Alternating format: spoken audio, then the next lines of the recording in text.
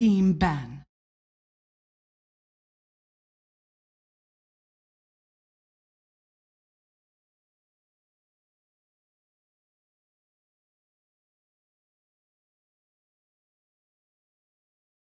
Ten seconds remaining. 5 seconds remaining. Dire team ban. Radiant team ban.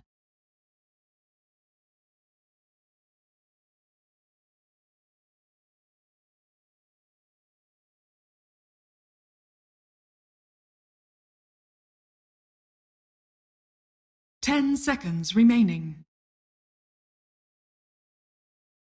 5 seconds remaining. Reserve time.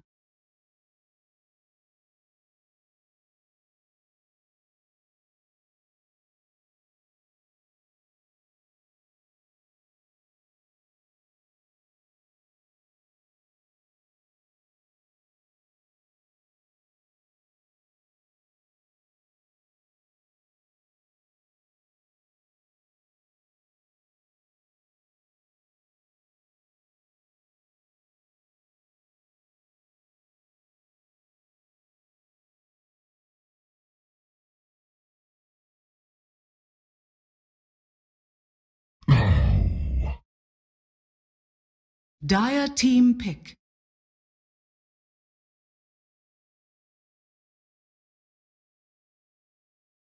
Night Stalker. Radiant team pick.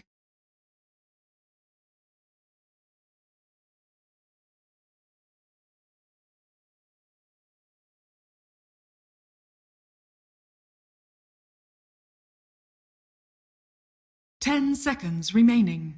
Vega versus Team Empire. I'm Toby1. I'll be joined shortly by Fogged, as he has just popped out for a second, but he will be back. But I didn't want to keep it off the screen much longer, so you guys can see the draft that's happening on. I can also give a big warm welcome to the people inside of Dota TV, as we do get into Game 2. If you just joined us, Vega Squadron currently 1 game down, or 1 game away from being eliminated. That's the negative way of talking about that. Team Empire are 1 game up and 1 game victory away from proceeding into the grand final, which we play out tomorrow. I will be actually casting the grand final of the CIS tomorrow, so I'm looking forward to that one. And after the display of Dota we saw from Vega earlier today, I cannot wait for it. And of course the other semi-finals were a pretty damn good Dota as well, so looking forward to even more games tomorrow. Of course, if you want to check out all the other games going on, I believe we have Mouse going up against, who is that? That's Arcade's team. No, it's not. Danish Bears. That's going on BTS 1, and we also have more action coming up later on today. America will begin. There's a lot of American games. They've got a full tiebreaker to get through, as well as their start of the playoffs. So that'll all be happening today. They didn't finish until 2 a.m. or 3 a.m. on the West Coast, or 5 o'clock on the East Coast last night. So Australian guys who are casting that area are very, very happy with their lives at the moment, as they are terrific Dota and potentially one of the strongest scenes out there. Luckily, I can welcome back Fogged. So, hello. Greetings. Sorry, it took me a moment. It's fine, man. Got it covered. Keeping everyone happy. I heard you. As happy as I can keep them. This draft 5 seconds remaining from Team Empire. I'm interested just how strong it's going to be, because Vega, we've seen team fight after team fight. We start with the Queen of Pain. We start with the Night Stalker. It looks like they're going to try and focus on control, run at you heroes with just those first 2, but Clockwork, great at messing that one up, and the pace of the game with the Venomancer. This is going to be something I'm wondering if Vega will be able to keep up with as well. Yeah. Not to mention they revealed their mid so early on. That was the thing I was going to point out. I've seen a lot of times people have been picking like this Queen of Pain relatively early, and a lot of teams don't really address it enough. They pick their normal lineups, and they're just like, oh wait, there's a Queen of Pain first 2 picks, and we have very little disabled. This is disabled. This is a problem. Don't think Empire is going to be the team to do that, though. I think that this one looks a lot like it could be the disruptor we were talking about in this game. Very good versus both the Night Stalker and the Quap. Also, the last reminder: Beyond the Summit 2 has the fun stream on there. Oh, Currently, if you're sitting inside the chat and actually being active inside the chat, you could be one of the gladiators that ASN as well as Pyrian Flax are currently destroying people with. Nahaz has gone unstoppable. Radiant. He has now it's Nahaz is going ham? Yeah, Sunsfan died of hunger. He literally... What? He starved to death. How did they not feed him? Sunsfan was our greatest warrior. It seems all the food got washed away. What? So, yeah. Oh, that's sad. Sunsfan starved to death. But Nahaz now is one-hitting everybody. He is one punch man. I'll go watch that and figure out Yeah, the meta of whatever that game was called. We will check it out later. This is our last series of the day, actually, I believe. It is. Yeah. This is my last one as well, yeah. Actually, no, you're on panel next because you had a 4 o'clock start. Am I? What time is it now? I have no idea. Yeah, I probably am. But you'll probably have to do something there. Yeah, I'll probably have to do some panel. That's cool. Yeah, the Americans need a little bit of help, you know, because it's cool. they've had a really long night. They did have a long night. So, Empire, though, we have like a switch around a bit. You know, we had Vega with the Venomancer last time, but both these teams love the Venomancer since the qualifier started, as every team does, like you mentioned previously. I love how they banned the Lycan and the Pit Lord. I can understand Lycan in many regards, but Pit Lord? Like, the few games I've seen of him from the qualifier were very piss poor. Like, Vega ran it once with the Venomancer. They did? They did. I'm trying to see if they ran it more than once. Because the only other one I've seen it with was Warlock, as well as Pit Lord together, which was really good. It was Upheaval and Pit of Malice. That sounds pretty and decent. You couldn't get out of it. Like, it was impossible. With 4 levels up in Upheaval, as long as the Warlock never got stunned, you had a perma-lockdown from the Pit of Malice. Yeah, I was thinking maybe if it was like Vega who banned it, it would make a little more sense to me, because you're playing versus Venomancer, you know, they can just go for that timing push. Underlord gets mech, Veno gets the Veil, and they just run at you with 5 heroes. But since Empire banned it, it is a bit strange. I know, Vega. Spirit Breaker. No Darkseer. No Darkseer. No Darkseer for them to work with. And after the last series, it's no surprise that Vega banned out Darkseer and SK in the first 2. Yeah. Spirit Breaker gives them the catch for the Quap, and also for Night Stalker. When you charge Night Stalker, you get that you get the vision from the Night Stalker. So if it is nighttime, you get that bonus. You do have Rubik though. This is one of the heroes which I was mentioning in the last game, where Rubik against the Venomancer is just so damn easy because you just pick up the Plague Wards. But his telekinesis is the only real, like, I suppose he got Void as well to counter the Spirit Breaker charging in. Yeah. But he doesn't want to steal anything from the Spirit Breaker. Clockwork. There's some good stuff. Yeah, Rocket's pretty good. The hook shot's good for piercing BKB disable, or just to catch up to people and get your lift off. Veno spells are all good. Like, anything you steal is great. Yeah, it's just about the instant disable, and then no field can be pretty relevant on Rubik versus Venomancer. And Vega, not so much recently, I don't believe, but I know that they used to like the Rubik a bit. Okay, yeah, actually recently they have really been liking it. They've been drafting it pretty much every single one of their games, so makes sense to have it there for who I would think would be Slayer. So how does Vega deal with this when the Spirit Breaker can charge across the map, Nature's Prophet can TP in, and Venomancer is going to create a wall as they run at you, and then you got Clockwork. There's just so much jump at you. I also wonder too, like, how does the lanes work out for this one? Like, you want to run Prophet safe? Is this a one position Prophet? No, it's still one position. It's still one position, Veno. So who plays the support out of Clockwork, Spirit Breaker, and Prophet? Like, Clockwork offlane, Clockwork and SB support, is that enough when you're running 2 melee controlling supports like that? It doesn't seem... It's a good point, Toby. It doesn't seem right. That's what I'm wondering, like, does Prophet go in towards mid or bottom? I'm thinking maybe it's can you run Veno mid against Queen of Pain? Prophet mid versus Quap is actually very good. You actually can do nothing versus the Treants. They bully you and you have really high base damage. It used to be a thing of the past sometimes. Not a lot, but we used to see some Nature's Prophet middle. And with the Spirit Breaker charging, it can put a lot of pressure onto the Queen of Pain. But it would be strange. Right now, Empire's draft looks a bit wonky to me. Yeah, it doesn't seem to click. There's no team fight. It's like just Venomancer for the fights. Well, then again, their team fight is the 5 seconds remaining. unstoppable run at you pick off. Yeah. And overall, Empire's been playing a bit better than most of the teams that I've seen them go up against. They banned the DK. They don't want to get just losing the game after the laning phase. It would be so much push from the mid Yeah. if they did it. So they're trying to assume that one of those three heroes, not Venomancer, is the offlaner. That would be the same. It is the one of the three has to be offlane. it's an assumption, right? It is. It's bizarre, you know. Yeah. The Spirit Breaker versus the Co-op is cool, but you know I did say this. You know, teams I've been seeing a lot of this first pick Queen of Pain. Teams don't really address it properly. What if you get something Empire only has like Spirit sustain Breaker. control, OD in the pool to run your mid, good against the Legion Commander when the duel comes out? You've already got a lot of control against Legion Commander anyway. I'm concerned about their synergy in their lineup. Even with an also OD. concerned. I'm trying to think what hero brings it together. I think DK was the perfect one, but Are you worrying like Team Empire go full Vega? We just run at you, fight, and then oh whoops, this didn't work out.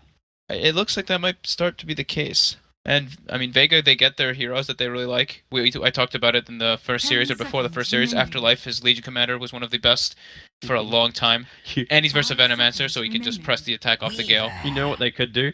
And Oh wait, hang Weaver on. too. Weaver is there. I was thinking they could go like so much global, so much jump around, and I would love to say that was the hero I was about to say. He fits everything I was looking for, but we've got a. So that's the mid laner. We have a chappy meeper, or is it? Is it a safe laner and a Venomancer in mid? It could be. I think either one. It's FN on Venom. Yeah, it's FN Venom. So FN mid, it's a dual melee support. So it's nothing too crazy, but I'm never really a big fan of the dual melee support. And they're versus. So Meepo throws a huge fork into everything, and they pick a Weaver into Spirit Breaker, so that's a bit concerning as well. Mm-hmm. And I mean, Meepo versus Queen of Pain also.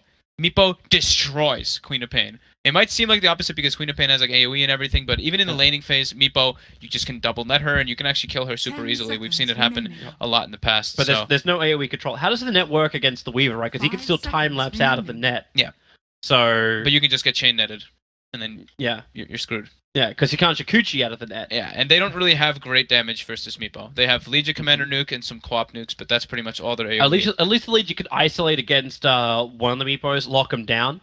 But then again, you don't have like a great burst damage against a Meepo. Like you don't have like a Lion support that's going to give you a Finger of Death. Like you don't have anything after the duel is done. And if Spirit Breaker jumps into this or Clockwork jumps into this, and then you got Prophet who can like magical damage on top again with the Wrath of Nature and the multi-poofs. This is their first time drafting Meepo, it looks like, in the qualifiers. And what a time to do it. It is. They've played it, you know, Chappy Meepo, we talked about it a lot. DAC was the big one where people started noticing it because it was one of the big tournaments that Empire was at.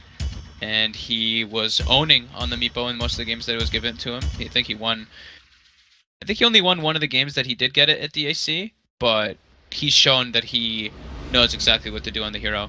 And it changes everything. It changes the whole tide of a game, because we're like, this Empire draft looks weird, and then there's a Meepo picked up, and you're like, alright, I don't know what's happening anymore. Like, because it's absurd. We wanted one thing that would bring it all together. And I think it's Meepo's mid, actually, and it's Veno safe lane. You think so? It looks like it from the items.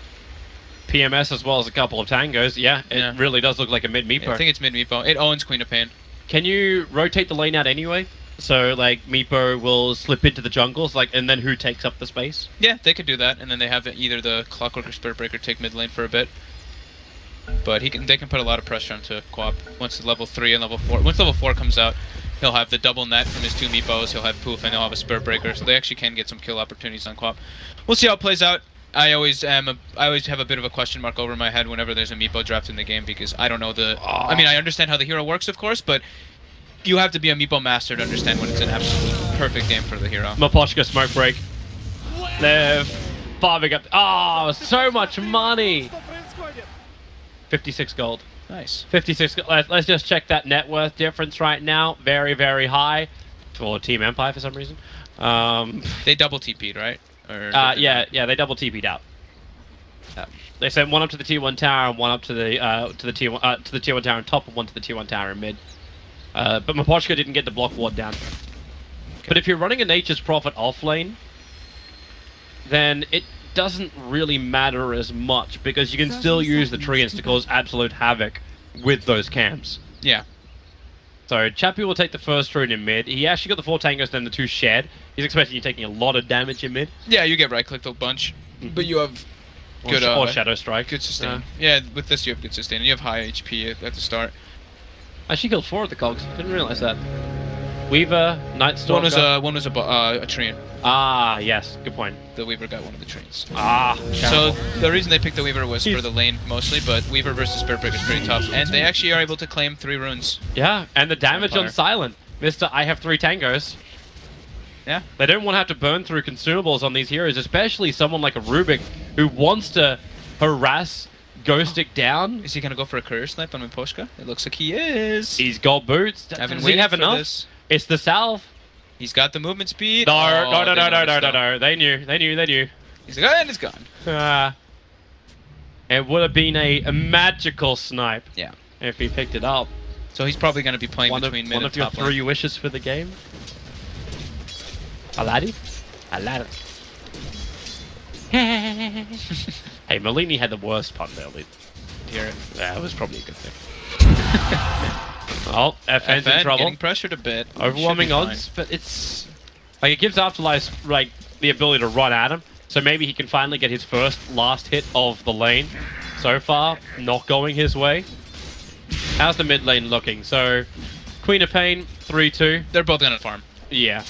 It's at level like 3 and 4 that Chappie should pull ahead. It looks like Chappie's taking almost no damage though. Torment shield. Yeah. So they brought in the Clockwork as well as the Spirit Breaker. Charge down to the bottom lane. Miposhka trying to actually split him up with the cogs, pushing him back. There's no press the attack. Beautiful Slayer block. got burnt as well. And now Miposhka body block him up, combining him with the Poison Sting and the Orb of Venom. Afterlife just doesn't have the mana, and their names are too big to show the kill screen correctly. Miposhka is legit. That was sick play. That was a really nice body block. Good placement of the cogs as well, breaking both the Night Stalker and Legion away. This Nature's Prophet, I don't know if he's how many treants they've managed to kill on this top lane, but they're going again. Charge forward.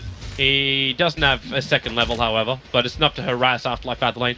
But the consumables, they're just so damn low on the Weaver as well as on Silent. He's got 1 tango left. He's owning this off lane, actually. He's putting so much pressure onto the lane. He's even contesting the pull, and he's pulling his own side camp. So he's not only burned all their... Oh my god. Weaver. He's got a salve, though, so he can expend, but man, he's taking so much harassment, and Ghost even buys an Orb of Venom for the extra right-click damage, too. Yep. Slow, harass, supports can't stay in the lane. Meepo's not being restricted in his farm. Do you then, everything what they're looking at right now seems to be scaling out of control. It's a 1k advantage already for Team Empire, 2.5 minutes into the game. This should not be happening if you want Vega to win. So how do they stem the bleeding? How do they change this up? Is it rotation from God? But then how long does that take before he's ready to rotate?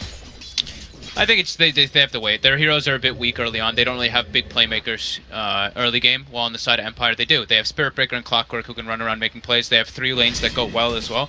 They just need to wait for the first night, and that's when Night Stalker can actually do stuff, because Night Stalker Rubik as a duo roam isn't really that strong until that nighttime. Silent now. Oh, he's in trouble. Some trouble. And there's Miposhka everywhere. The telekinesis will end up saving him for a little bit, but the Orb of Venom slow him down. Miposhka catching up, and Ghostic will give that damage from the high ground. He tries to fade bolt as the last-ditch effort to keep himself alive, but he's gonna have and phase it will boots. not work. Phase boots now on Ghostic, so he can actually put so much pressure. Aloha Dance is actually gonna have to bring more regen. He's just gonna get right-clicked out of this lane. Is that what's coming in? He doesn't actually bring anything. Silent just TPs into the lane. And you can see the reason why. Like, the real you is trying to get himself up to the Ring of Health. Yeah. But at this rate, I don't think Ring of Health is going to repair the damage which is being done to him. Mid lane, G. Of course, you're gonna pull ahead in CS, but Meepo out efficiencies you. He is at one stacking. point. He is rune grabbing. Yeah. It's when the charges come through. When you have the double net, they actually have kill opportunity on G. Nighttime for Vega. They could try and do something here against Ghostic, void him up. Silent's going to pick up. Thanks to the Weaver Swarm, they will be killing off the Nature's Prophet. Yeah, it's really, like, Slayer's movements are super important and crucial to Vega's early game and success in this type of game. It's a Night Stalker, so the second set of 4 minutes, the 4 minute to 8 minutes, the first nighttime, super crucial.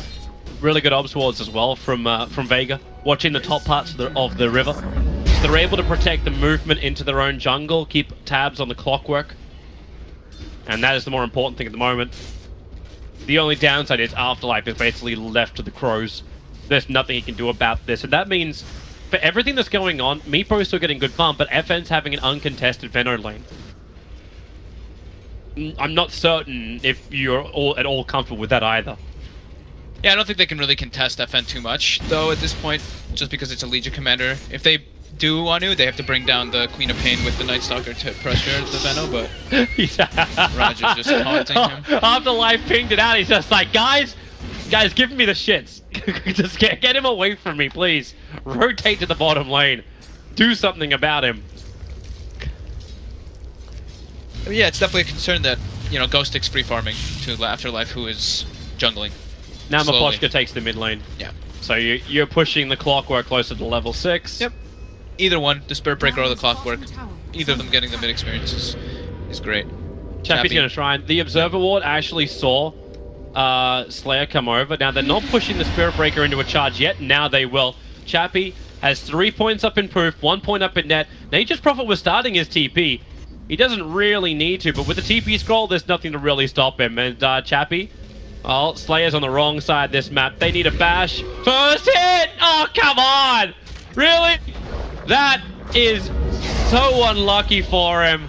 It looks like Chappie like microed there too. He like selected his other Meepo and was trying to net, but he selected the wrong Meepo because he could have canceled that with just a net right there. But all right, first hit bash, we take those. Good job, Roger. They're probably feeling pretty good about that one. Did he actually have the range? Like, it's still only 500 Earthbind. Yeah, he was like right next to it. He just stood still. All right. I actually think he missed micro, which is very rare for him to do. G, first rotation to our top with the haste rune, able to neatly pick off Ghost Stick. Nice little experience surge. And then Creep skipped the mid. And then blink out of potential net of Chappies. How are we looking for net worth? We should probably keep this up a little bit more, as the CS is going to get a little bit deceiving with how many Tringans and neutrals are brought down. But number one is barely. Like, it's only just the Meatball above the Queen of Pain, and then it's the Venomancer. Yeah, that's decent. It's to kind of be expected. You know, Queen of Pain going for like this, the adjustment that people have been doing, you know, the double no build all the time, helps you a lot in the laning phase. And yeah, I haven't seen the Meepo versus Queen of Pain thing in quite a while, the matchup specifically. Overall, throughout the game, though, Meepo still does very well versus Quap. Silence coming in. They can get a pickup right now. It's Legion Commander. She's got duel available. They have to slow him down. But here comes Mapochka. The perfect cog block. Pushing everyone from Vega out. And even the charge forward. Chappie, well, Mapochka will end up falling. Chappie brings in his friends. But that's 4 heroes from Vega moving to the mid lane. And they'll have to burn the shrine now. Efficient shrine, though. 4-man usage. Very true, but they only kill off the clockwork. It's a level 3 clockwork, and FN's getting free damage into the bottom tower. Now they can make a nice rotation with their smoke, though. 4-man smoke. One of them's going to show mid. Try to make them think that they're not smoking. FN may actually die to this one. Yeah, he's worried about it. He's checking the tree line in the corner. He's got another Plague Wall on the side. Smoke's going to break on the Legion Commander, and FN run. Oh, he didn't run away. So jump in, God's got Sonic Wave, so it's a guaranteed kill no matter what, but they want the dual damage more importantly, and that's what they are going to receive. Plus 10 damage in for the Legion Commander. And the top tier 1 tower was taken by Vega. There was no deny for that one, it actually got taken by Weaver. Nice split resources coming out from them, showing the Night Stalker mid, made Venomancer feel like he was safe. The way Legion Commander also walked into the lane, he was like, oh, he may have just walked out of the trees, walked out from fog.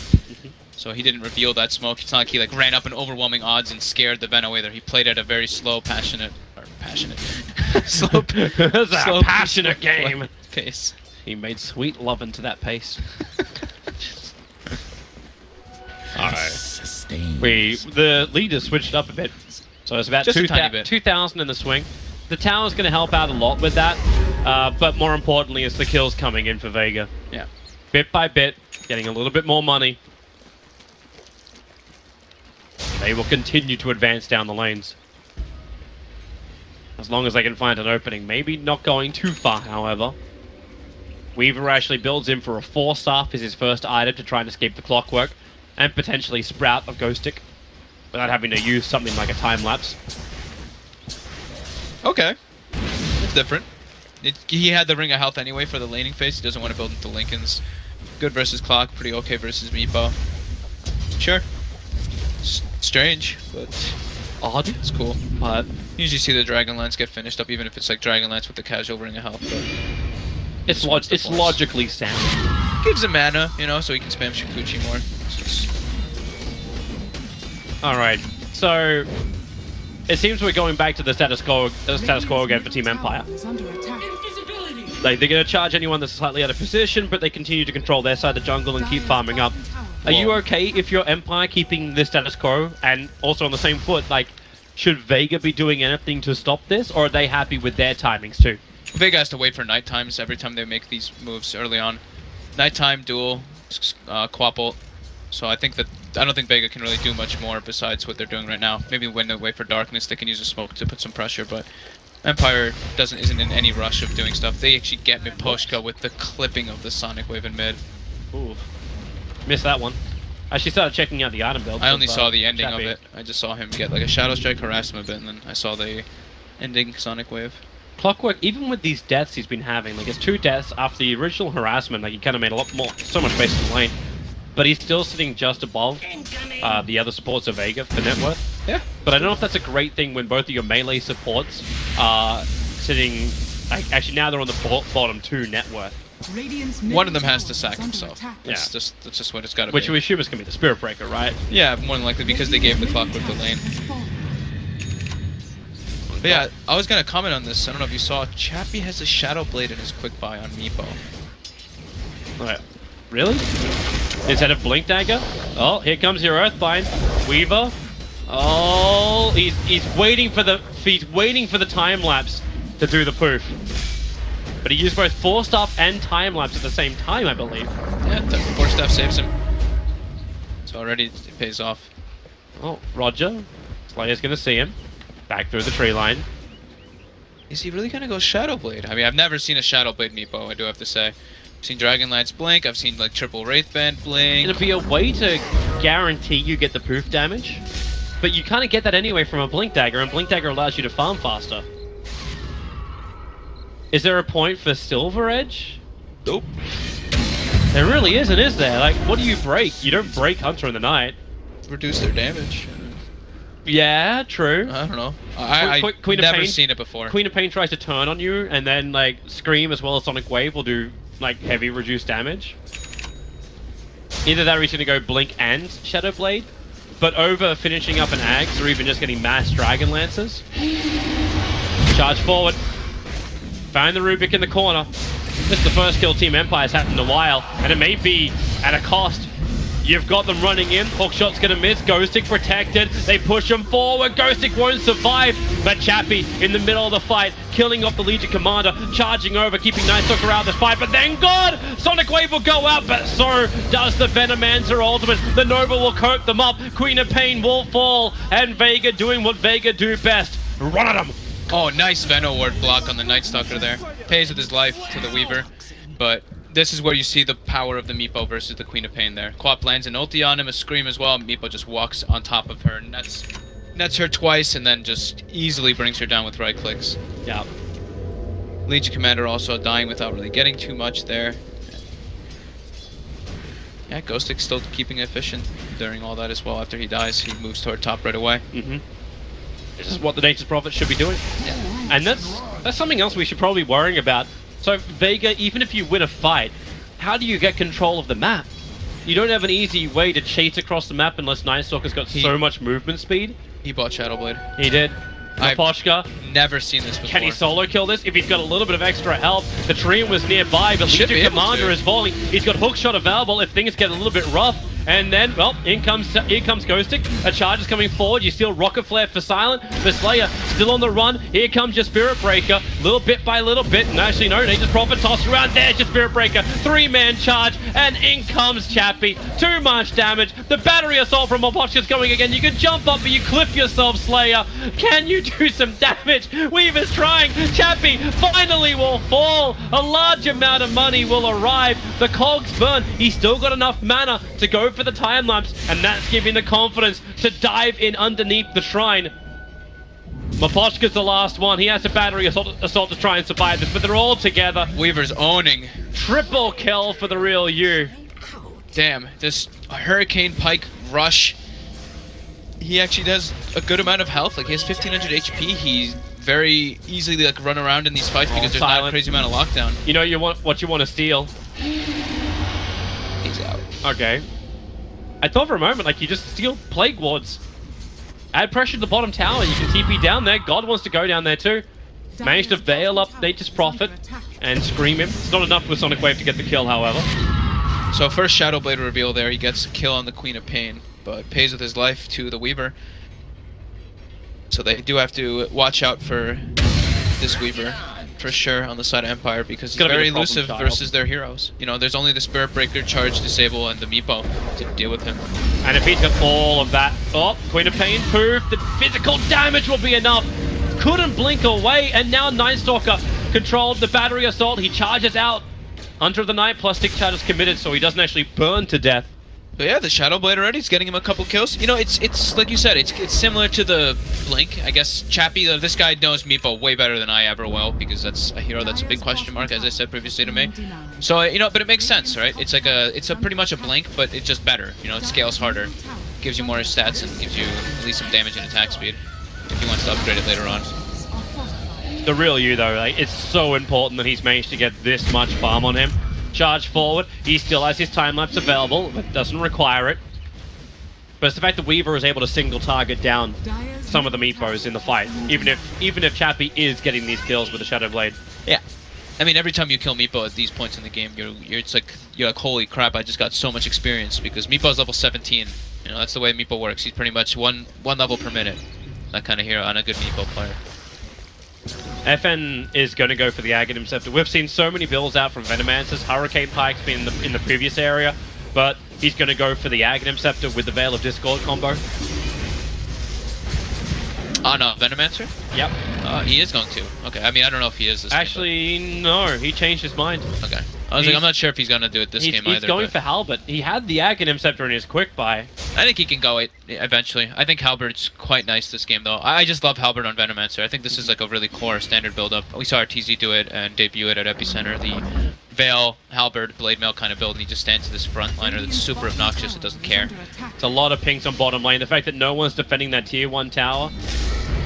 Meepo can TP down there if he wants to. He's going full Silver Edge right away. Straight in for it. So it's good. It's a good stat item as well, and it gives you the initiation. So maybe he's trying to be as efficient as possible, right? Saving slots. At least he gets stats from this one. Blink Dagger is just literally a blink. But we'll see if it pays off for him. Does it stop Gemini at all? Yeah, I think so. Pretty sure it's a passive ability, right? So it would potentially cripple the damage that Weaver is capable of doing. Yeah, of course, he gets a 50% damage reduction from the Silver Age head, and it'll just deactivate his Geminate. Same thing for the Legion Commander, deactivates the Moment of Courage. Sentry is not in range. Barely not in range to get the Observer Ward. Ouch. Don't know if they want to commit a second one to it. Here comes the real you. Dust is on him. Now the strike pushes him down. They need to keep the stuns going. And a hook shot. It misses a little bit.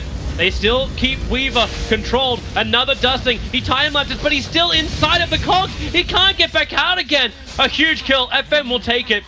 And now ending the 5-kill streak. And yep, it should be Roshan. So does Weaver buy back? Do you try and contest this? No, no way. No way. There's no way you can contest it versus Meepo. You have Sonic Wave and Veil inside of a pit area. The Sprout's giving a little bit of extra vision. Afterlife looks like he wants to get in close enough, but the Venomancer wards are causing problems. Maybe when Silent can steal it, charge forward. The Nova doesn't hit on anybody else. Spirit Breaker's been tossed around like a ragdoll. Roshan's almost gone. Slayer jumping inside the pit. The mass purge. He gets Roshan is snatched. Slayer gets the Aegis to the Immortal. He fell right on top of it. He'll lose his life, but at least he stops Meepo from having a second. The amount of Aegis steals I've been seeing from these teams, every game I feel like an Aegis gets taken away from the opposite team. They do get the Roche kill at least on the side of Empire, but yeah, beautiful steal for Slayer. That slows down a lot of the momentum that comes up from a Meepo. You want to be playing with that Aegis to claim those towers. But now it's a bit scarier. At least they have Ghostic Split pushing though, and he went back for the Midas, as I think you touched on. And he's going to be going toward that Orchid to deal with the Weaver, to deal with the Queen of Pain. Yeah, they need something. Especially when we haven't seen a Lincoln Sphere coming out from the Weaver. That Orc is going to be a lot more effective. And Weaver is focusing almost primarily on damage. He can go Maelstrom, and maybe this is also time for the old school build on the Weaver. Actually go for the BKB over something more like a Lincoln Sphere. Yeah, I think this game it's like Mjolnir. Mjolnir BKB is a pretty good build up on the Weaver. I don't think that you want Lincolns too badly in this game just because you're versus Spirit Breaker. He can easily just break it whenever. Chappie was looking for a kill. If he walked back up the hill with his Silver Edge, he would have actually found the Rubik and got a free pick off there. And that's a good hero to get. Rubik does have the Soul and level 4 Plague Wards, and they're forcing the tier 1 tower on bottom. Is that an Nature Prophet on right here? Yeah. I love that one. This is one of the best ones, yeah. Glyph comes out late. Yeah. From Empire, but actually dangerous when you have a double damage Weaver still pressuring the bottom lane with Plague Wars backing you up. They fixed that though, you know. Even if you glyph late, you get like a second window. That it refreshes, yeah. Lucky ducks. Yeah, they fixed that a couple patches ago. The sentry ward's down. Perfect from Silent. Chappie will bring in the friends, but he didn't get the initiation that he really wanted to, but they find the Night Stalker in the tree lines. Tries to take flight, but rooted to the ground, so cannot get back out again. So he will fall. The time lapse away. The damage from Sonic Wave is minimal. They get the dusting off as Roger looks very, very juicy in the front lines, but Chappie back into the Invis as he bring in his friends. The duel will begin, and Chappie, the friend arrives! The 3-man ensnare! You can defensively use up Queen of Pain. She'll hit the ground, but instantly gets punched down. Ah, Real You, he's got the distance. He's going for speed, or he's going for trees. And the TP. Is Chappie No, it would have been so blind and so good if he did it. Yeah, but wow. Gets in there, gets a 3-man root. The Venom ult also gets applied to pretty much everybody at the end of that fight, and like you said, the Sonic Wave tickles. That's what happens when, you know, you think like, in theory, you look at Queen versus Meepo, but it's really not. Meepo just gets way too tanky where you have to isolate him, and it's looking like Empire is going to be taking this game pretty handily at this rate if it keeps going like this, because you look at the Nature's Prophet net worth in comparison to Legion Commander, he's got double. The instant missed. Their team fight is just definitely stronger on Empire. There's no Aghanim Scepter. He's going in for his Scythe of Vice. Spirit Breaker, silenced up, just needs to reach the Cogs, so the pushback can potentially save him. Yeah. But it won't happen. The Cogs were just a little too far away. But Nature's Prophet makes the most out of it. Oh, they might be able to catch Venomancer here. They get the Shadow Strike. They've got the chase as well from the Weaver. Wrath of Nature connects, and in comes Chappie! Walk for the poofs! Silent gets evaporated. Weaver wants to keep fighting. They're spending so much money on Sentry Wards now. He's got the Silver Edge. It's hurting the support so hard on this. Yeah. Like, I cannot believe how many Sentry Wards keep going down the fights. At the same time, you look at the Radiant protecting themselves. 3 Sentry Wards over the course of that fight. Yeah, they need it. They need it for the Weaver. Yeah. Definitely important. And versus the Meepo, they're going to need some as well. Meepo, like you said, though, going for that Hex early. Chappie, I think he goes Aghanim some games, but I don't see most Meepos get it anymore. It's not like every game that you want to get it. It's only very situational. I'm wondering how fast he can hit it. Silver Edge into Scythe of Vice with all the Meepos poofing in. That's a lot of finger work. Yeah. Charges coming on bottom lane. When you're a Meepo, when you know what you're doing as a Meepo, though, look very easy, even though it is not. Where's all my shift cues? I have macros for this stuff, right? That's how I win MMR. Let me just script this. Is there actually rules against that? Like against like full unscripting? I would imagine so. Yeah. I would assume so as well, but I think I've never seen like a rule set. You can use some to an extent. I mean, depends on what script. They added a lot of the ones that people used for a long time, like the mini-map one. You know, you click a hotkey and it just gives you a spot on the map to check runes and stuff. But FN connects on the Gale. If they throw him into him, he's just going to Nova, and this will hit on 4 heroes. But the Silence is holding him there. Sonic Wave will do the work. Here comes the support, charging forward. The Cogs locking in the clockwork. He's actually using the Blade Mail to return the damage into the Weaver. But he doesn't have enough life to survive that. Chappie tries to move up to another target. It's over towards the Weaver underneath the Sentry Ward. He does have good vision. They're turning around. Ghostic has the silence. There's Sentry Wards galore. The Gale from Rubik hits into the Nature's Prophet plus the Meepo. And to the protection of their own Sentry Ward, Chappie is invis. 3 heroes down for Empire. Ghostic will dance, but I don't know if that whole fight was really a dancing matter for him. that was a good silence coming out from Slayer, silencing the Venomancer before he's able to get the ulti while they're killing him, because that could have completely turned the fight around. If everyone got poisoned over there, could have been a total disaster. They're actually lucky to have only lost one hero on the side of Vega, because Meepo's nets like just missed getting 2 more targets, and he would have probably gotten the follow-up kills. Let's actually have a look at it. So Weaver's damage was like beyond everyone else's in that fight. Yeah. 3.6k. Rightly so, he's going to get 1.7k in the experience gain.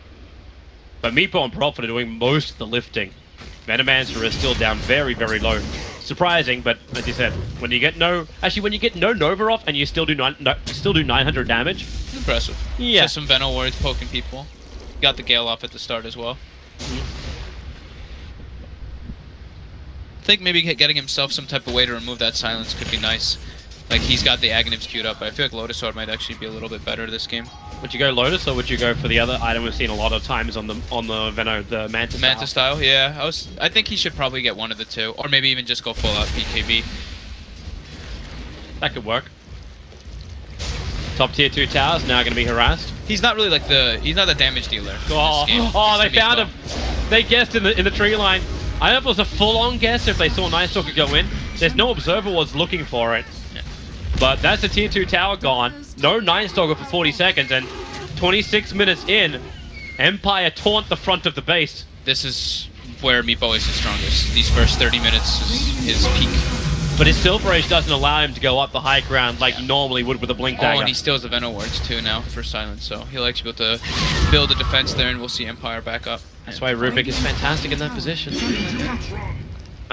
Until level 25 arrives with the Venomancer, Rubik is just as good as the Veno. So much teamfight control. Yeah, and so much high ground defense. Yeah, the no field and the grabbing the Veno wards is very nice for that. He's 25-26 in. Yeah, that's it's about a minute, 1 minute per level in Meepos. Usually you see even before the 25-minute match they get to 25. He's 1,000 experience a minute. Yeah. Not too shabby, but not something you see every day unless you have a Meepo in your game. Yeah. It's a Meepo game. He's going to go for the Bloodthorn. Yeah, I saw him queue that one up as well. He wants as much Disable and Lockdown versus the Weaver and Co-op as possible. Makes sense. It's like they want to get, like I understand, like, with drop-off later on, like, you're a little bit worried about it, but you also have split push galore.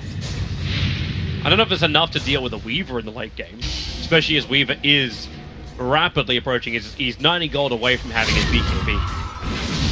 Yeah, they're both very close to it. I think Queen of Pain actually already has hers.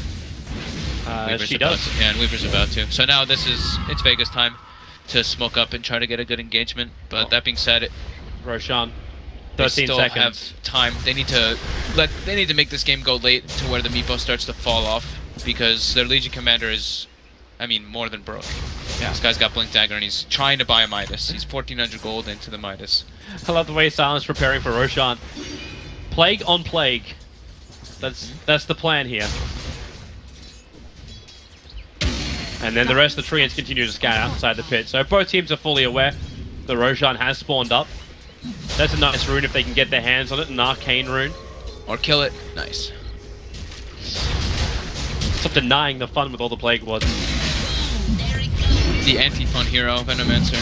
Oh, Chappie's already inside the pit. I suppose that's the other advantage of just slipping in under the cover of Silver Edge. Yeah, and he's a Meepo, so he brings it down super easily and with full health because he has the lifesteal talent. Big one to get. It was taken from them last time. Slayer's coming in under the cover of smoke, but Roger is running protection. They're expecting an attack from the northeast, but it doesn't come. Cheese is still on the ground. Venomancer is heading back over for that one. Duel's coming out. Yeah, where are you?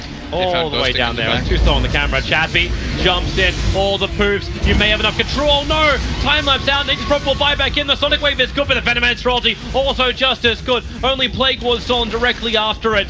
But 2 euros down for Empire. Only Night Stalker to fall. Telekinesis AoE stun, causing real problems for Chappie. He wants to turn and fight, but he needs a target to do so. Silent is still ticking down. Legion Commander's waiting for a blink attack time. And Chappie finds his target. Goodbye, Queen of Pain. Delete, control, and ult. He's so tanky. Having this level 25 so early with that plus 400 health and the items that he has, he's so durable. They can't bring him down in the engagement. And they would have gotten the Weaver there, but Afterlife, even though he's so underfarmed on this Legion Commander, that press the attack was godly. It removes the Hex off the Weaver so that he can get the time-lapse off instead of the Meepo just bursting him. It's very crucial in that fight. What do you think about the Midas, though? 29-minute hand of Midas on a level 16 commander? I think he's just in desperation mode, and there you want to take this game to late stages. You know, they're playing versus Meepo. Where does Meepo start to fall off? It's in the late game. There's your Hex. They still don't have the Orchid available just yet. The time lapse will come out. Hookshot not hitting his target, but the charge continued, which means he cannot escape. No time lapse this time around. Stan's going to try and help him out, and there they lock him in. On the hillside, however, Chappie needs to prove everybody in, but the BKB from the Weaver, it's allowing him to survive and not go down to the boost, but the physical damage may just be enough. Push up the hill, it won't be enough to survive. 77 seconds now without the Weaver. No buyback available because he bought out for the BKB. How much is he short by? He is 30 gold short. 27 gold. Yeah, 27 gold. God damn, why is the sorting button not that right one? I take issue with this setup. Relax, you're doing fine. Yeah, Empire though, still looking to lead the charge, lead this game. But can they go in? They can take the outer towers, that's for sure. That they can. Weaver now has buyback available, but even forcing that's going to be a huge victory for them. So it looks like he wants to get the Ethereal Blade actually on the Meepo. He does have the Orchid queued up, but he's got the Ghost Scepter already in his inventory, so... They just probably going to Shadow Blade? Alright. Good split push item. Good way to catch in the backlines too. Just Shadow Blade it up and get an Orchid up on the Weaver or the Pop. So Aghanim's finished up on Venomancer, and Meepo still with the Aegis, looking to siege this high ground. Chappie got one of the Earthbinds on the Queen of Pain. Just holding her there so they can take the tier 3 tower. Chappie can tank through most of that. That's 3k HP on each of those Meepos. They're fighting through. Fatebot will reduce the damage a little bit, but do on the left side on Ghost will go down, and with Sonic Wave, they do get a winner. Nature's Prophet was beating into the tier 3 tower there. Chappie, get out in time. They do find one of the Meepos. It was a quick little Yule Scepter holding him in position, and he couldn't get the bug off him. So Meepo will fall. The real one's a little bit further to the south, however. And thanks to the Observer Ward, Team Empire can see a way to get out of this. Straight TP, and then focus towards the shrines. Ah, that's nice. Good escape coming after them. They lose Ghostic, he was trying to do some split push. He gets half damage on the mid tower, so pretty decent, but good pickoff coming up from the Legion Commander on him. Still looking hard for Vega, but they are prepped for the late game. They are prepped to get there at one point. They're starting to build their bigger items. You know, the BKB finished on the Weaver, as you mentioned previously. The Midas on the Legion Commander too. Just this never-ending reactionary Dota where Vega, they're playing the tempo of Empire. I'm just wondering, like, how could you change the beat of the drum? Don't think that they can versus that Aegis. Or, well, when the Aegis was had. Yeah. Now maybe they can try to, but it's still extremely difficult. Where did that cheese end up? Did they consume it on the Veno? Yeah, I think like they did, because I don't see it anywhere, so... E-Blade is done for Chappie. Oh yeah, now his Agi is absurd, so he does way more right-click damage, and also he has the ability to not only ethereal people and make them take more damage from his poofs and from Veno spells, but also to save one of his Meepos that's getting focused by the Weaver or by the Legion Commander if he does get dueled. Vega's coming out. Not too far, but the Rock is keeping good close tabs on him. They did manage to de-ward the Observe Ward. That would have been a lot more critical for him. So finish up the farm. Is there a smoke? There is on the Night Stalker. So it looks like it's fight time for Vega. Everybody together, and everybody do the smoke. Or maybe not. Mid lane was in a bad position. Maybe now they can, but I don't know what they can really get out of this smoke. The trees are slowly killing up, though, and they see the Weaver now. Yeah, there's your charge forward. Hawk shot, perfect line from Mapochka. He'll actually separate the fight. So God as well as the real you are just fighting on the back line, on the front lines, on the back lines. Nature's Prophet's jumping in with the rest of Chappie. He moves in with God. So Night Stalker is down. Legion Commander looking for the duel. Press the attack up. Very dangerous thing to do. Knowing that Mapochka can just cog and push him out. And they're going again. Silver Edge from Chappie. There's sentries on the ground, so they understand that Chappie's on the hunt. Yeah, and they know that both of the BKBs were expended on the side of Vega. The Weaver and the Queen of Pain had to use theirs to survive in those engagements, so now it's Empire going to be able to have the more aggressive moves and map control for a for like a minute or so. I haven't seen a single hero from Empire do damage to a shrine. It's just the Treants. Yeah. And because he's able to send so many with the +4 talent. Yep, he's sending them again to the next shrine. No risk. Yeah. Goodbye, shrine. It really isn't. And then you just send him over towards the lane. Continue the pressure if you don't send yourself. I don't know how Vega, like, they can't stop the attack from all places. They can't stop this tempo. They can't make the first move. It's just way too difficult for them to actually do it when they're... So you hope Empire just have like a bad fight? Maybe you Maybe you can engage on them when Empire are trying to push into your base and you get some level of wraparound. That's the only thing that they can do, really. They can't really fight outside their base versus this Meepo. Versus Furon and Meepo, like their map is going to be always pressured into their base. It's a constricting kind of method because Meepo can be in all 3 lanes at the same time if he wants to. Furon as well can always be split pushing, and Furon's constantly going to just be sending those treants as like you know goof odd at in that bottom range racks. He can just send them in there with no risk. You give some gold, but you see Venomancer trying, like, he came out so far, like, he's putting himself at high risk walking underneath the Clockwork Flare in order to try and steal the wards. It's the only way he can really, like, provide the defense that his team requires. Yeah.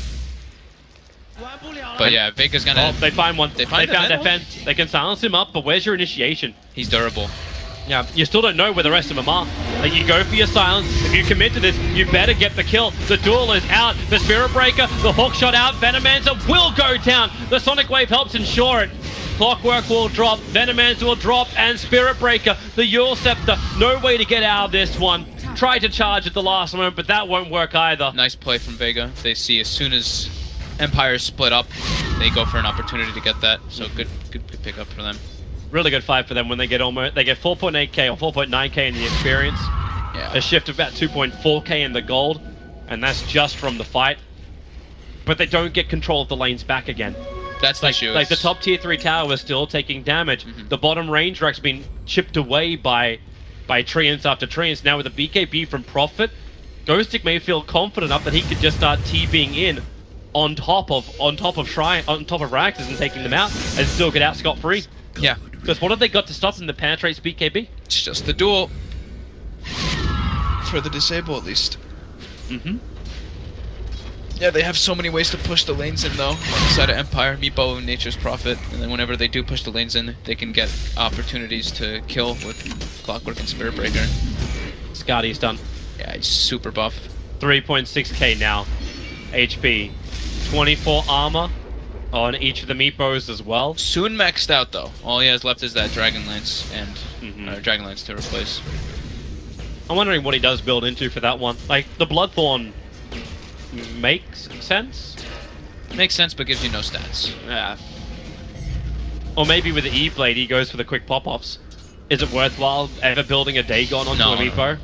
We've seen people go for like double Ethereal Blades and stuff like that, or maybe even just a secondary Scotty for the stats or something. Not too sure. We'll see which one he wants to do. And Vega trying to press forward toward that Roche since it can be respawning within the next 30 seconds. It just showed us. She's up right now. Oh god. Out.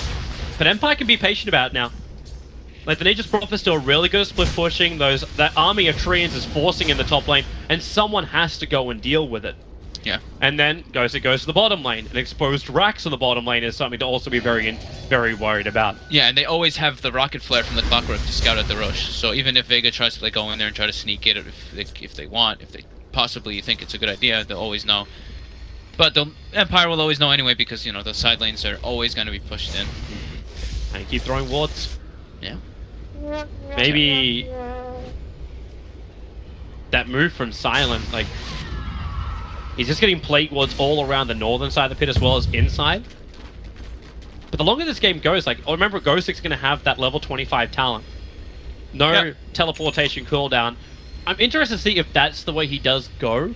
I know it's a fantastic ability, but also upgrading the treants. The treants can work pretty well since they already claimed that bottom racks, bottom tower so early. He can actually clear that racks much easier. Do they actually survive? Like, if we think about this with the +2 treant HP and plus damage, like, can you clear that off with your Vega? You can kill it pretty easy. Because if they can't, with the Mjolnir and the Queen of Pain as well. Yeah, so maybe it is still worthwhile just going for the teleportation. Use the hero more than anything else. I would think so, yeah. They already have most of their eggs in the Meepo basket. Yeah. And Vega's dealing with it quite well. Looking at the net worth, they chomped down that almost 10k gold lead down to a 3k or 4k lead. They had the experience lead of about 10k. Yeah. And, I mean, Empire needs to watch themselves because, you know, like we said, Meepo is pretty much maxed out now at this point. Weaver and Queen of Pain still have a lot to gain, especially the Weaver. Weaver's got 2 full slots, well, even 3 full slots because he's going to be level 25 soon. You can get rid of your boots, too. You can scale much harder than a Meepo with your items. Maybe it's worthwhile Meepo actually picking up a Blink Dagger. Finally. That's probably. Because they were missing that attack into high ground. Illusion. Yeah. Like, there's been so many opportunities where you're like, man, if Meepo could jump this, you could find kills. I can understand the Silver Edge and where he's going with it, but at the same time. Alright, Vision's gone from the bug. Chapping can start on Roshan. He got Mana Wards again. Does it get inside? It didn't get Vision. It didn't see inside the pit. Now he will. Yep. Chapping can go invis again. No, he can't. Hit by the bugs. Bugs on Roshan as well. They're not fully in position.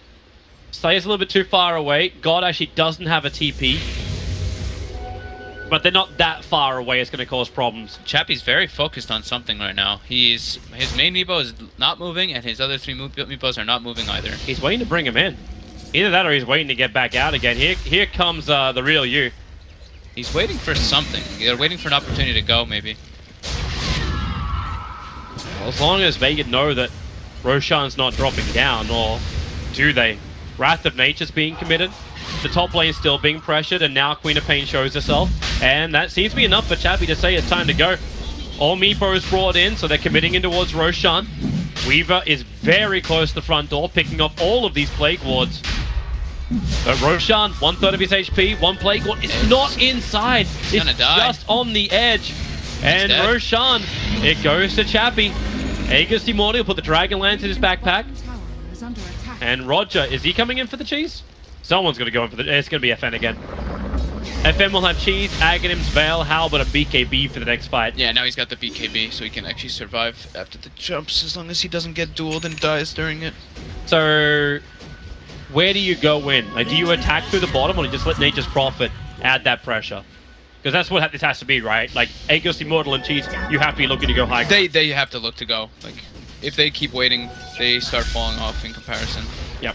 Versus this Tricore with the... Because they do have a Tricore, sure, but Meepo does get to that point where he starts being a bit weaker, especially when, like, Queen of Pain is level 25, because if she gets Mjolnir, she can actually just stand in the midst of the Meepos and chunk them down. Weaver now, level 25, so he gets the Shikuchi, so he's a lot more elusive. But yeah, we'll see. We'll probably see Empire group up soon after they push the lanes out and make their way toward the lane. I see the line being drawn top, and they are smoked, so it looks like they're trying to get a pick off in the enemy jungle. They send Chappie in first. Maposhka's right behind him, and a little bit more laggy. FN wasn't there just yet. So Roger waits for him, and the target they've got, Silent. He's the only one that's really close by. Gets hit by the Wrath of Nature. He's like, whoa, whoa, whoa, something's not right. This could be better one, but God! Oh, they almost got God. Yep. I think Silent just flagged it. The second that Wrath of Nature actually connected, he's like, something is not right. Spirit Breaker charging top. They have good vision on the Weaver. He has TP available. Ghostic now will also arrive. Gives the reveal. No TP yet. The BKB will try and protect him. There's your Sentry Ward. Dust being triggered. Maposhka, Nether Strike is too far away. He may have to try and hookshot this, or they get the Hex off. And then the poof damage. The Cog pushback buys enough time. 98 seconds is the window of opportunity, but buyback is available. Probably looking to force it. That's a very big pickup there for them. They're pinging out the bottom lane, just saying, guys, your commander was pushing that out. Yeah. Nature's Prophet can also force it, but 20 seconds? It may be too long. He needs to be here for the fight. Lincoln Sphere on the Nature's Prophet. Warriors of the wood. They're just going to have him push in all the lanes while they try to siege.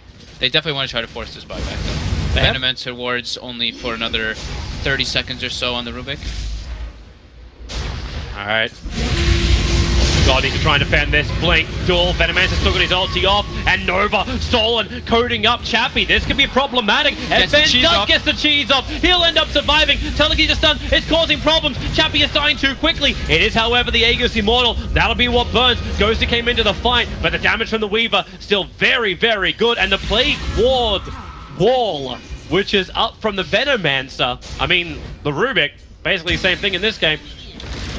Pushes Empire away. They burn Cheese, they burn Aegis, and they do not get the tier 3 tower. They just get the Legion. FN. It's very close to not getting that cheese off there. But able to so even through all of the damage. And that was Aegis and Cheese push. And it was halted, but it did cost them a buyback on the Weaver. This is how Ghostic is going to try and keep the split push going. Aghanim Scepter upgrade. Mass amounts of Trance.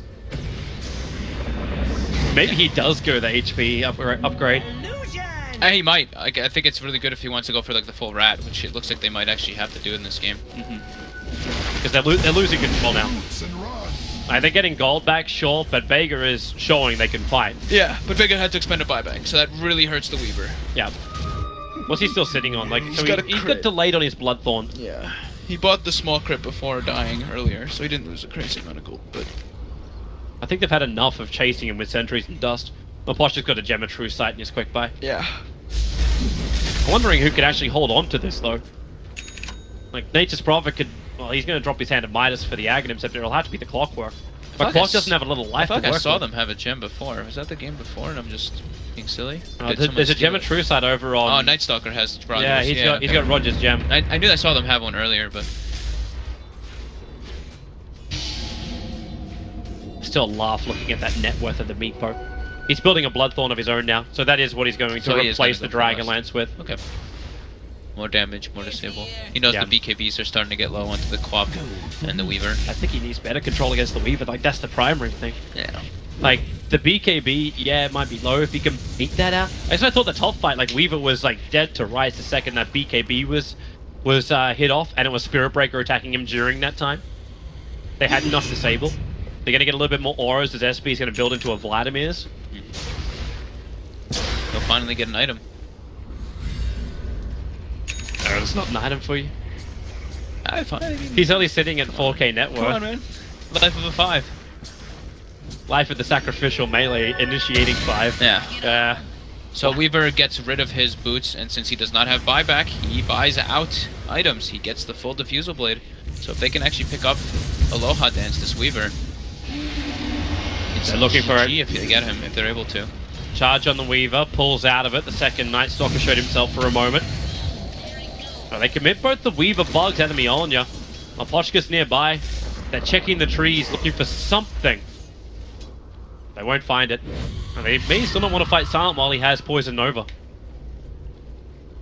think if it wasn't for Poison Nova, that Meepo would have done so much more damage. Because he would have survived for so much longer in the fight. Yeah, it was definitely a great steal coming out from him.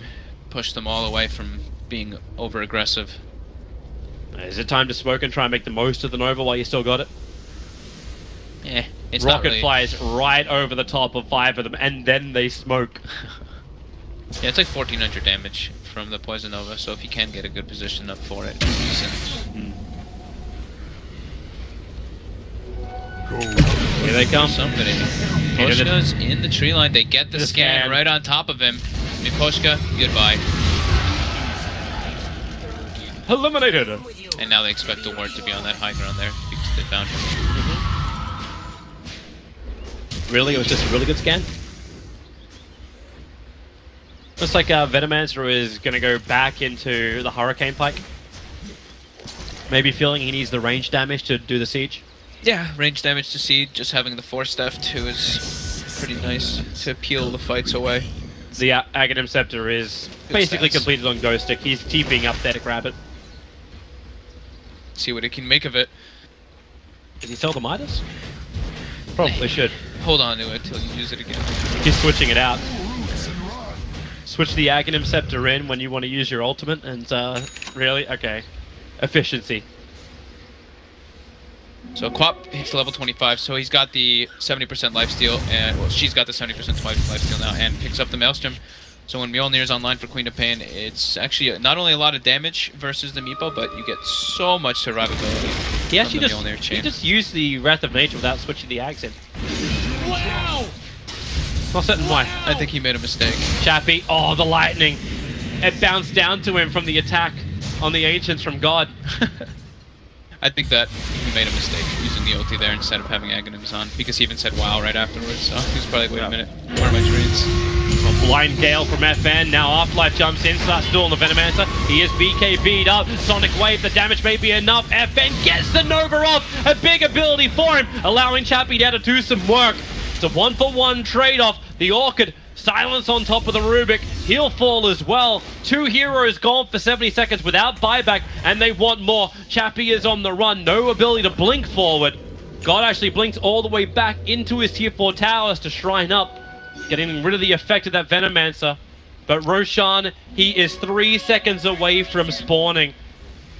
If Roger or anyone goes inside this pit to look at it, they'll know he's up. Maposhka, look. Somebody look. You know the Meepo wants this. Someone's gonna look. And Roger sees and yep. And they can go for it right away. No Legion, no Rubik. And the trees are pushing in all the other lanes. Yep. You got trees going down the mid, you got trees going up the top. Man, FN keeps getting his BKB off before the duel goes off. That actually keeps saving his life. Like, he's living with like 200 HP and he gets the Nova off. Queen of Pain's trying to bring him down. Yeah, it's just they just lacking a little bit of physical damage. Well, Aegis the Immortal once again taken by Chappie. The seeds of fortune. Wondering what happens once he has the Bloodthorn. He won't have a slot for it unless he wants to drop his boots. Unfortunately, he's not Weaver. He needs those boots. Yeah, he really does. If he had a Blink Dagger, then maybe. No, yeah. He's actually still a Meepo. He needs to. So attack time. Oh, G just blinked in. Yeah, not they on did. position for it though. Yeah, Maposhka potentially can hookshot over. Night Stalker, the man flying forward with the Gem of True Sight. He just caught vision of at least 3 heroes on the side of Empire. Empire though just backing up, still farming more. But you're in forced nighttime, so the vision of Team Empire is absolutely horrendous. They have no idea they were being watched. Yeah. Chappie found a target. He found God. He starts with the Hex. In comes all the Meepos. This could be huge. E-Blade pops him.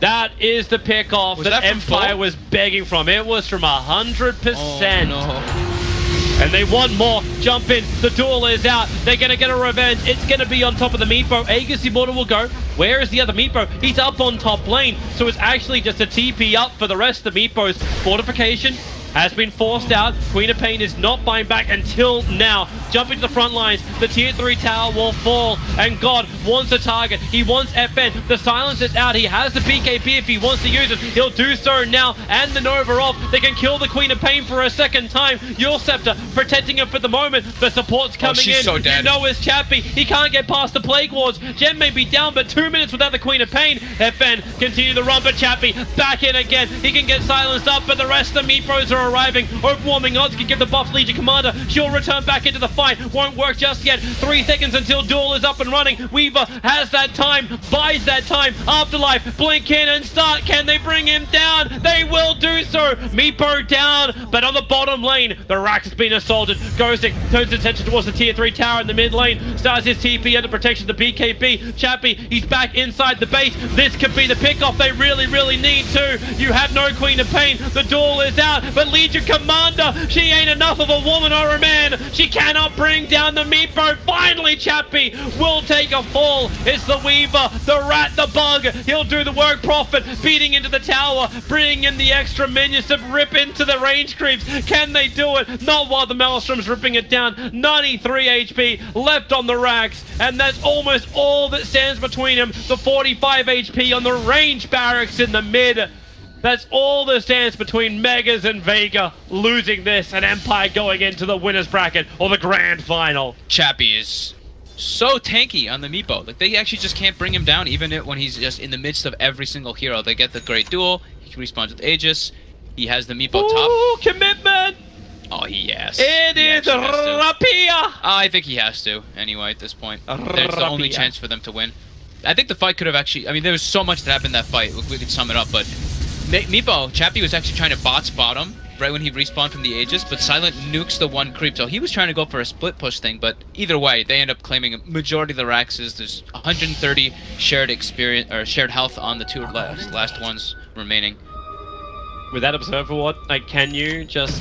But every time, if FN leaves with like 1 HP and gets his ulti off, it's literally every time. Yeah. He gets the BK off pre-duel.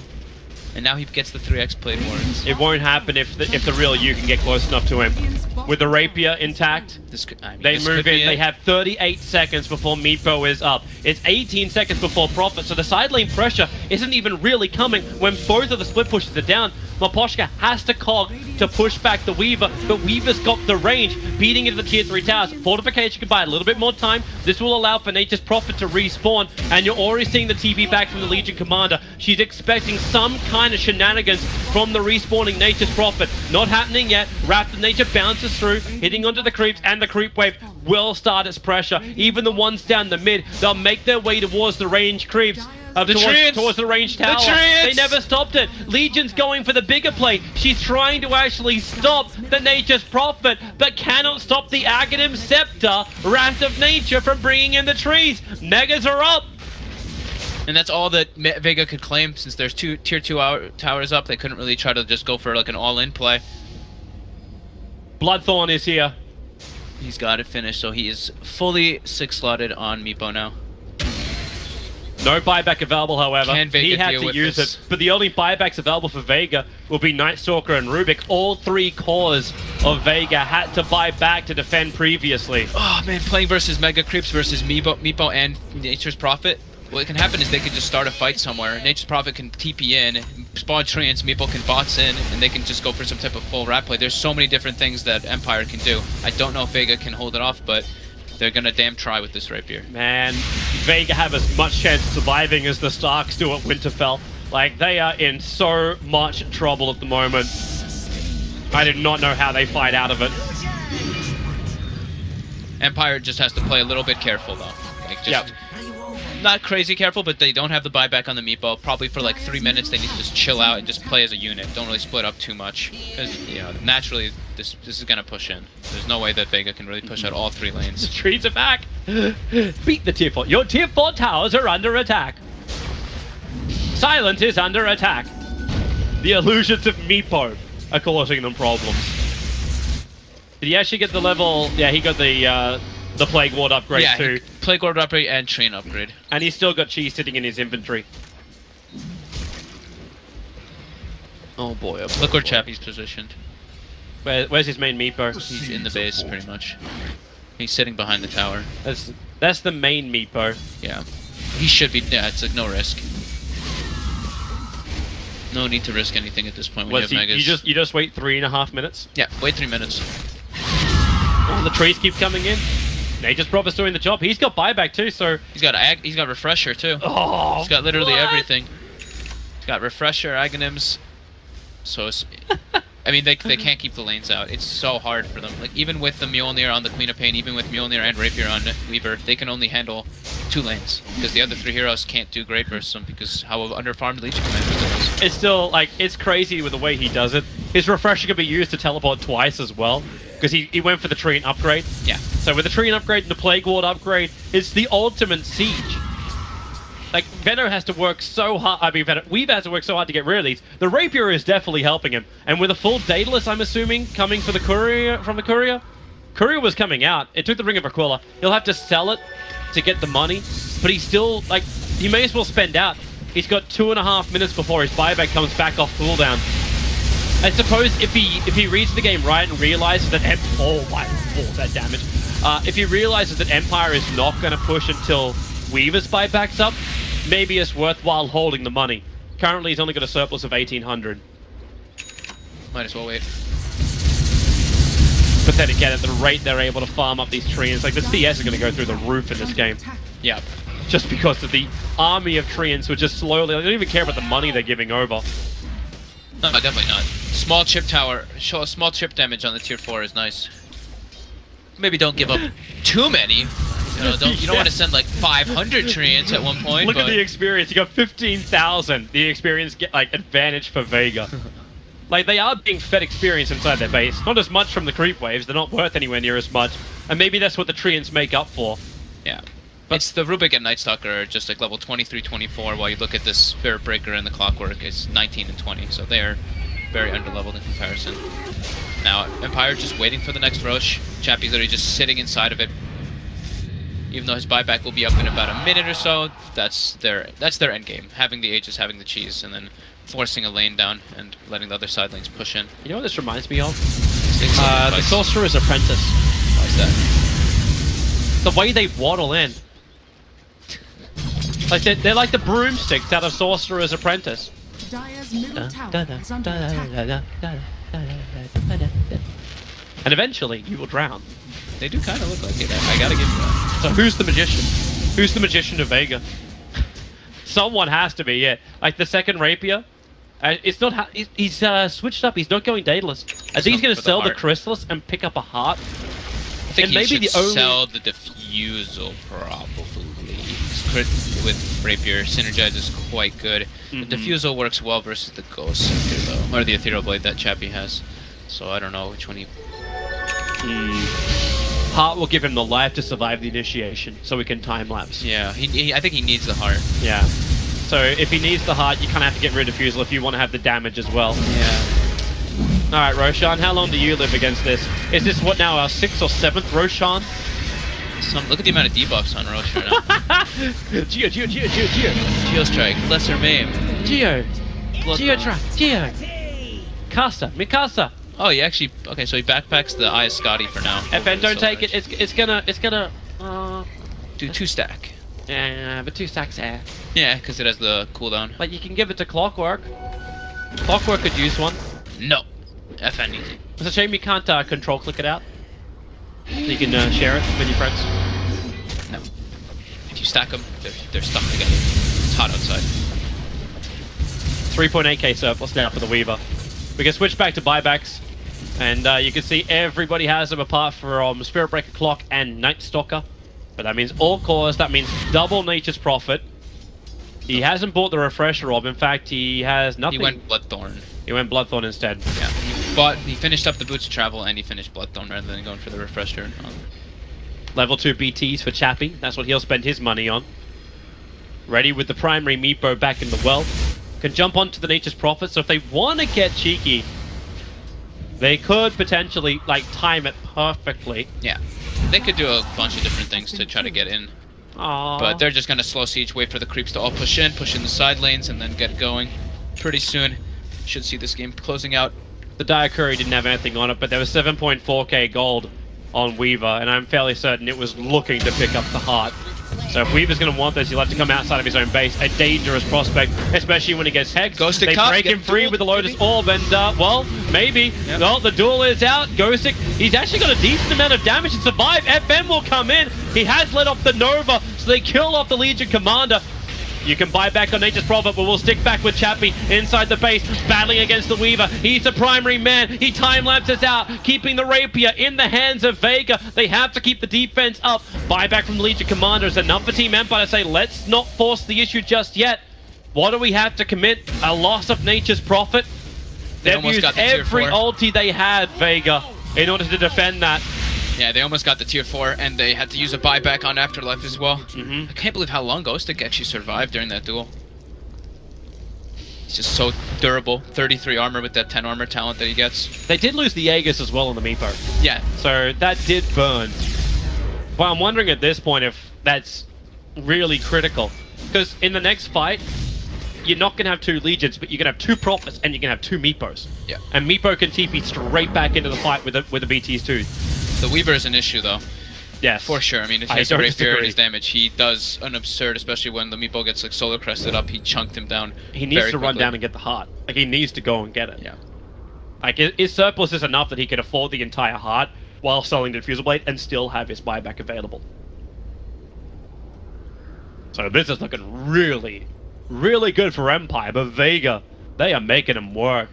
Yeah. It's hilarious too, the Vega, like their last game of their previous series lasts 20 minutes, and now you're having to work this hard. We just had like an 80-minute Empire game just before. You did? So Empire got like, maybe that's what they wanted with the Meepo. The problem is like, we can win this in 30, guys. We can actually go to bed. Nope. We can rest. We can relax. They're in for the gauntlet.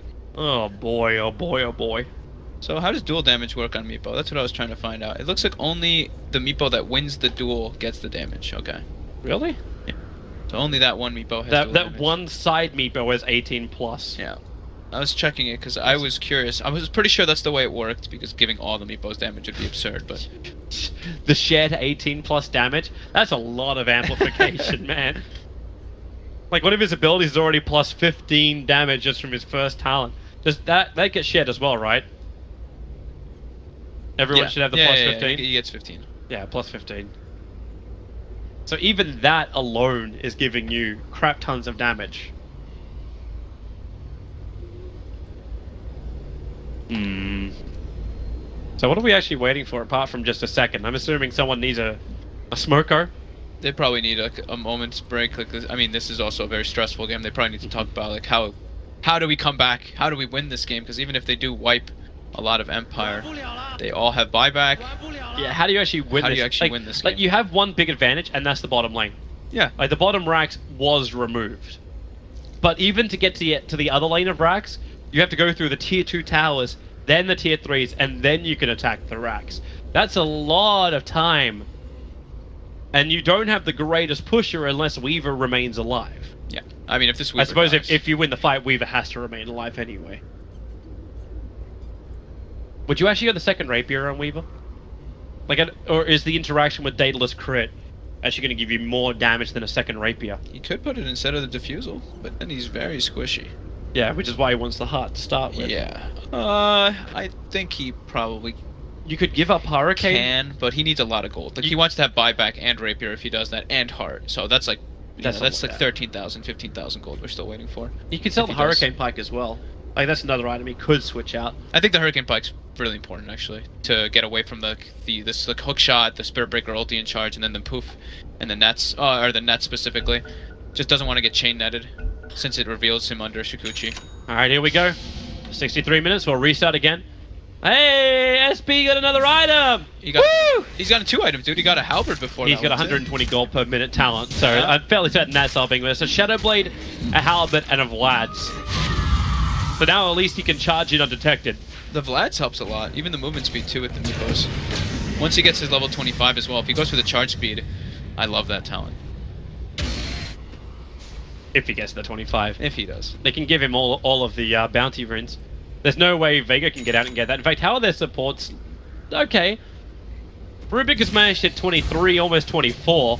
So he'll have his 25 in a while. Is yours lagging a lot or is it just me? It's just you. Hang on, I should So be he does backpack the Diffusal and grabs the heart. And backpack it? sells the Diffusal now. Yeah, about to say he should be removing that so he can continue his surplus of 2.3k. Yeah, he needs the Daedalus / Rapier. Schmock. We have a Schmock. Empire Schmock. They all have buyback. Does anyone have gem on the side of Vega? They do still on Night Stalker. They do. And one on the Spirit Breaker. They're looking to enter though. Ghost Stick setting himself up. Chappie getting in the back lines, to looking the for trees. opportunities. They have vision.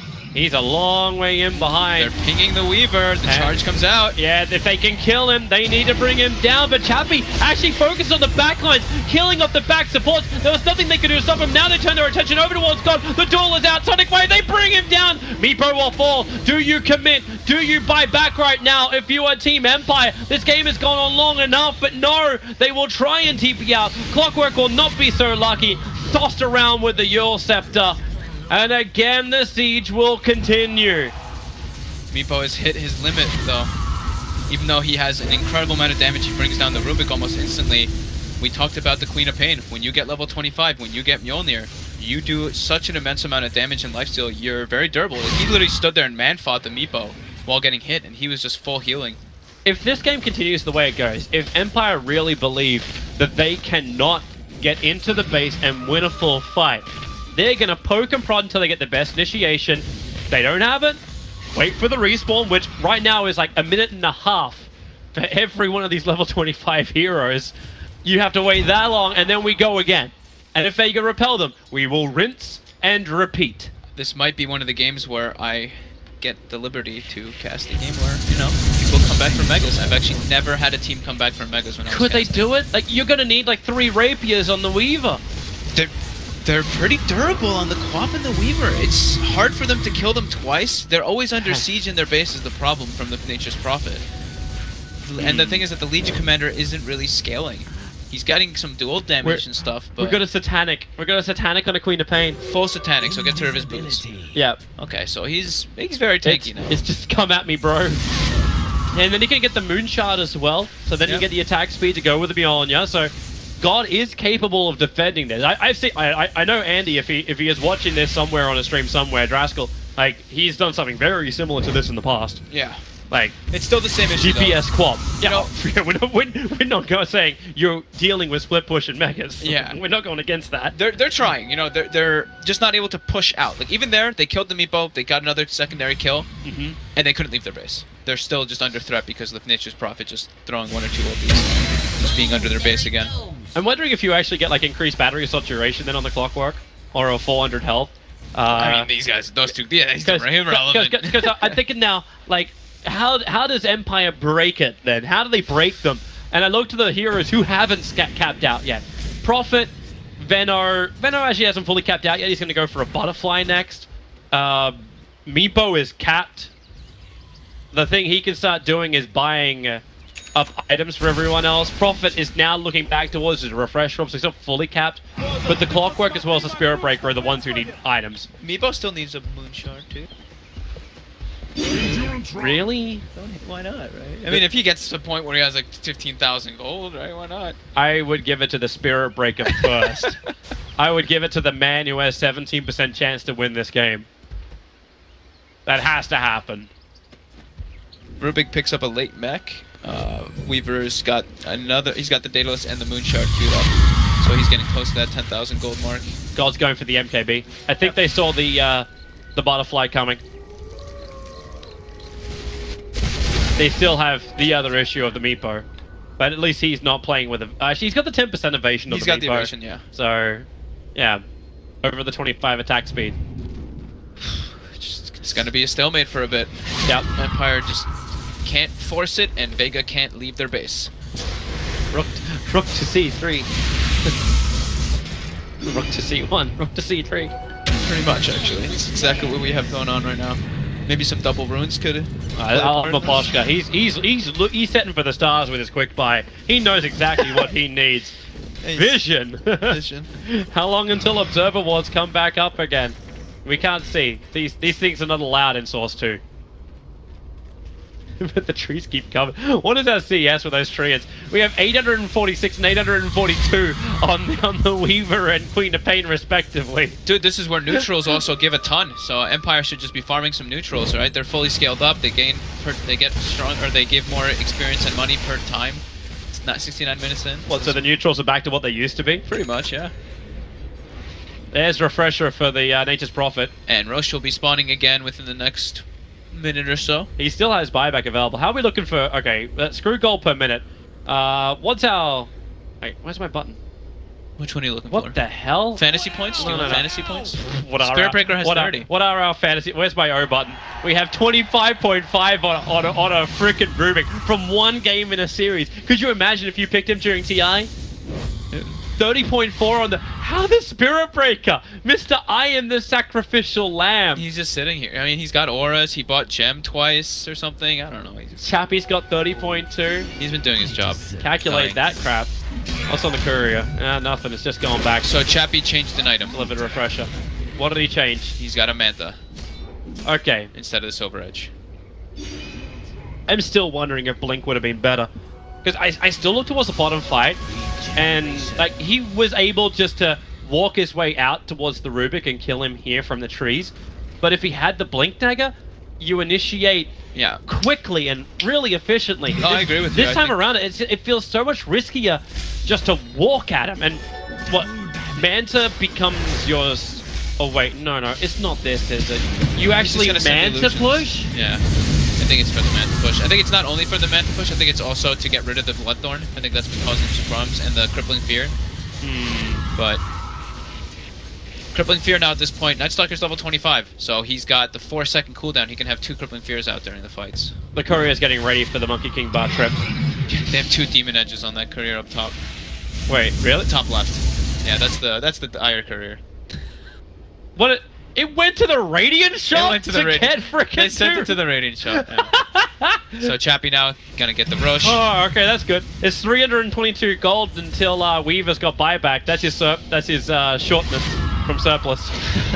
That's a very unfavorable number in a CIS game. Yeah. Aegis cheese, another cheese on the ground. Aloha or FN still has 2 in his backpack anyway, so He's never gonna use those. yeah. MKB is being grabbed up now. Weaver has his. Queen of Pain can have hers if she wants it. Yeah, she's got enough of us. She's 200 over and still will have buyback. So they have the answer to the butterfly of the Venomancer.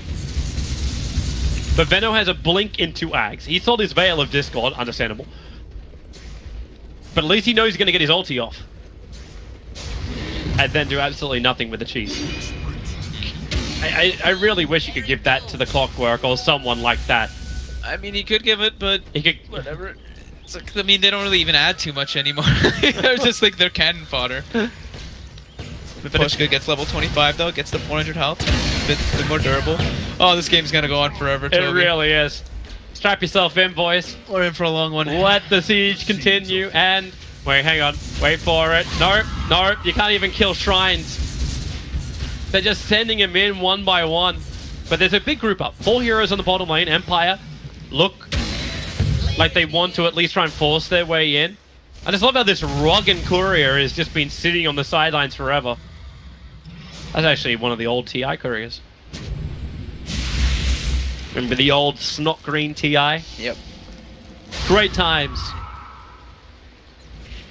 The Shrine has lived on 48 HP for so long. They can't hit anything. No, they can't reach it. It's not even just that, dude. This tier 4 was at 100 HP. The tier 4 was at 100 HP. It is full healed now. What is the regen? It's 3 HP It's 3 a second. HP per second. Alright. I shall translate. This game shall go for a very long time. That's what that was. That's all that was. It's gonna go for a very long time. Spirit Breaker is still hoping for something magical. Dude, he's got a Hyperstone now too.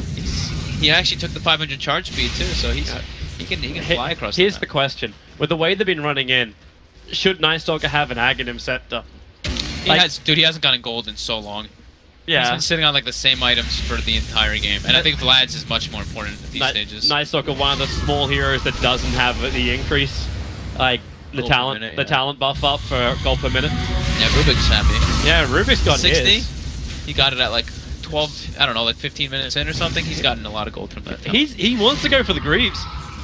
Yeah, he's close to it. All right, if this courier goes for the run, it can pick up Arcane Boots, but you still have to worry about this graph. He's still 600 gold short of having his own buyback.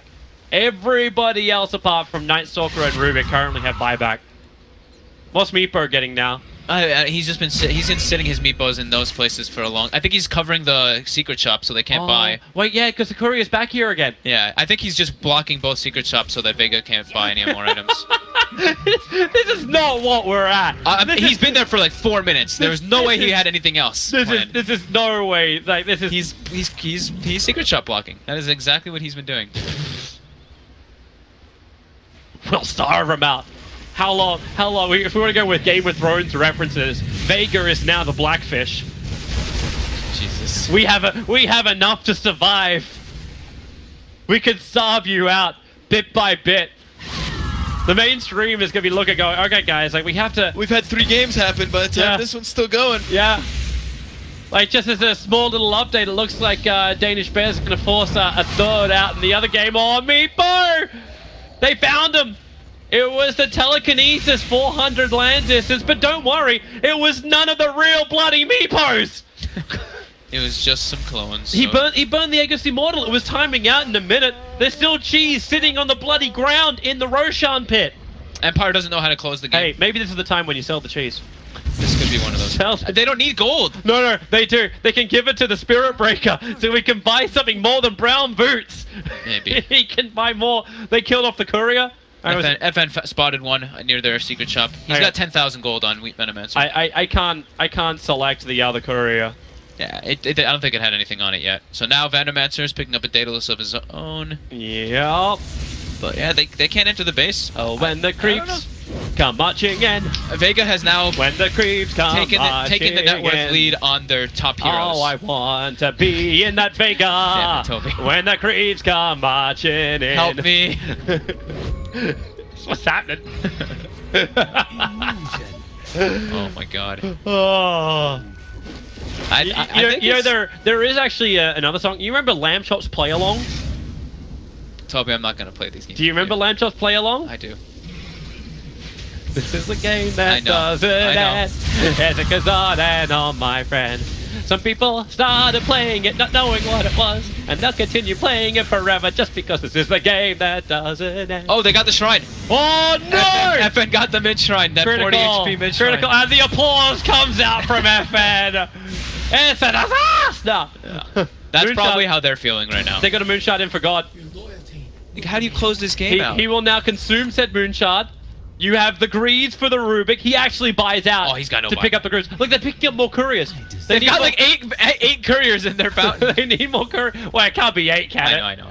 It's just the extra Another one. upgrade. But there's another one that died too, so they have three They have couriers. 3 couriers. No. But they haven't actually spawned it. Yeah. 77 minutes and counting. Alright, let's look at current gold. Let's look at current gold now. You want current gold? I can give you everyone at the same time. Oh, 9.1k on the Nature's Prophet, currently taking the lead. Chappie, the quick buy. Close behind at 8.6. You actually know what Empire have to stop doing? Don't send anything in. Right now, you're still feeding money. They're trying to get the shrines, dude. Let them come out. Screw the shrines. Let them come out so Nature's Prophet can jump in behind. You should have enough damage that you can contest for the tier 4 towers. Push like one lane only, and then stop your treants the second they hit the threshold area to trigger backdoor regen. They actually are giving a lot of gold. Yeah. I wish we had something to show how much gold treants and illusions have given so far. I'm sorry, we're not shit luck. We don't actually have those extra. I mean, it's not like it's just stats. curiosity. I think they've probably given over 10k, maybe even way higher than that. It's possible. What are we actually looking at? The net worth is still going the way of Empire. They've got full map control. Yeah, they're taking every bounty. They're taking every... Like, wasn't the 40-minute rune upgrade? Like, okay, maybe at 80 minutes you get 3 runes. Like, all the bounty runes will now start turning in to action runes as opposed to just bounty runes. So you'll actually have... Oh, so that would be awesome. You have 6 action runes on the field. That'd be insane, at the dude. same time. This is the way a game which hits 80 minutes can end. That'd actually be so sick.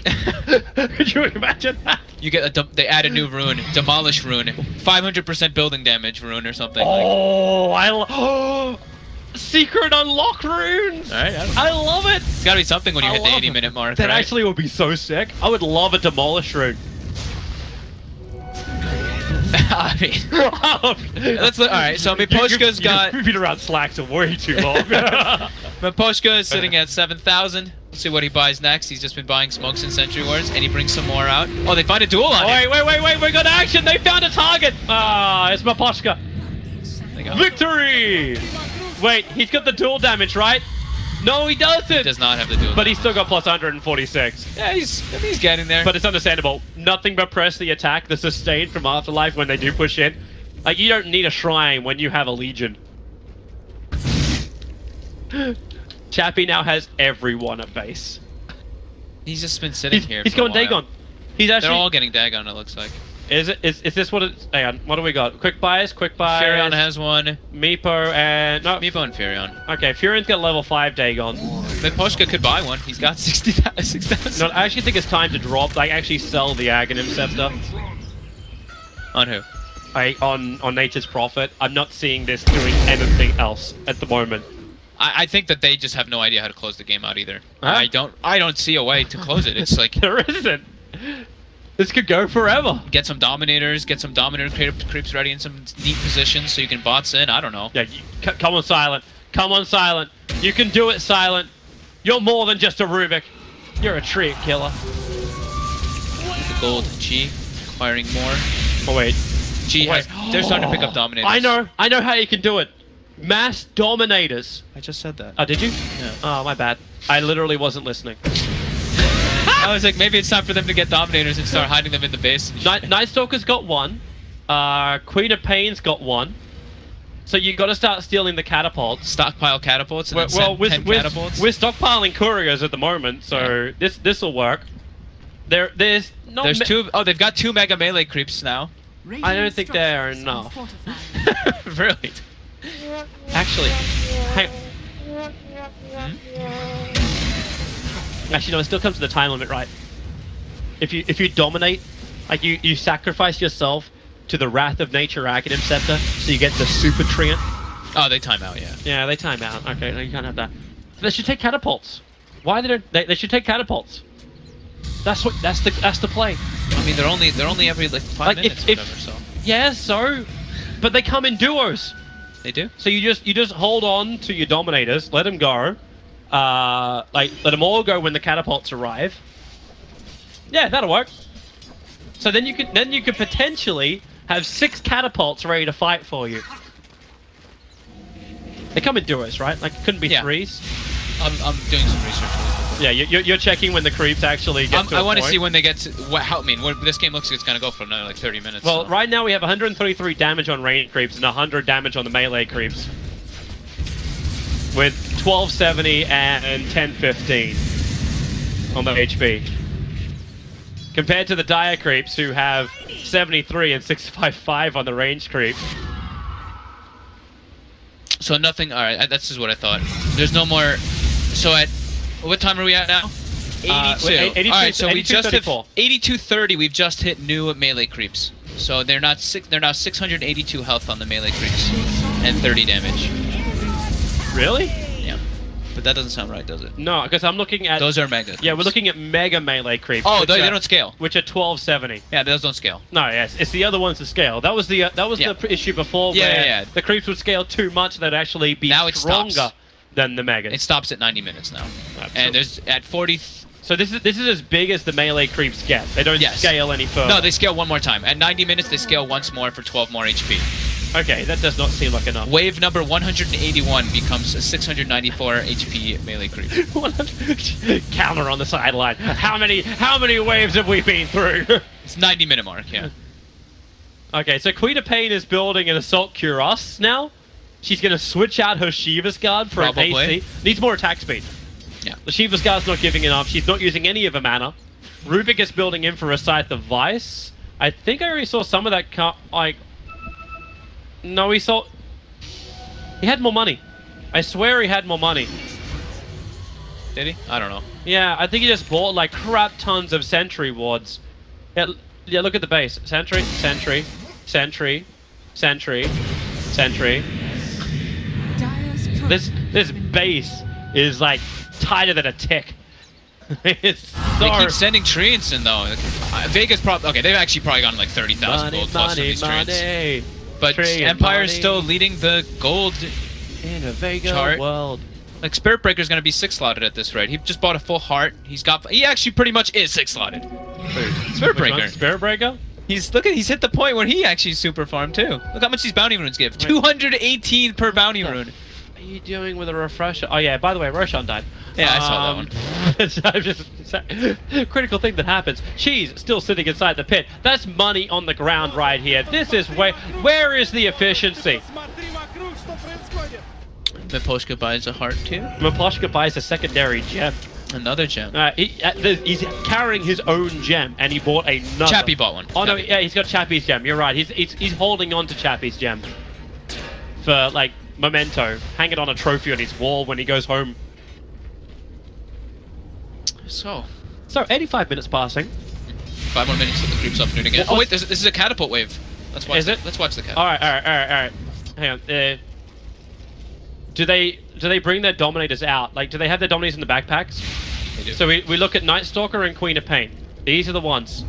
Time to steal Cardi. Switch Weaver. Do not kill catapults. Oh, they just took regular melee creeps now. What? They took a range creep again. No.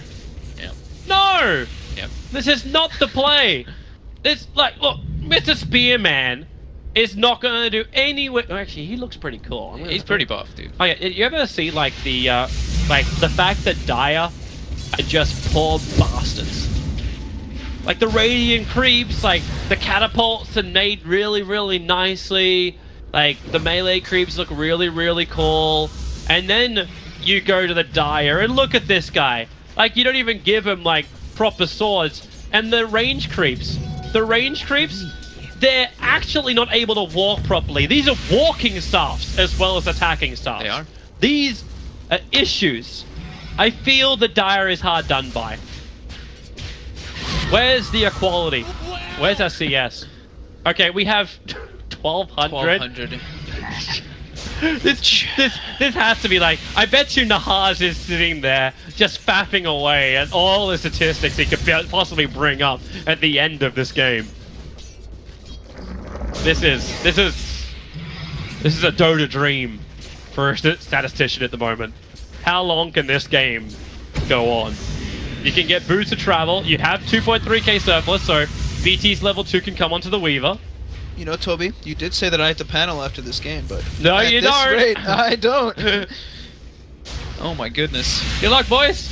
And they crew. Oh, look at this. Do you see them? Look at the shrine, the Radiant Shrine. Wait, It's what? dying to the mega melee creeps that are dominated. They get Victory! It's done! GG!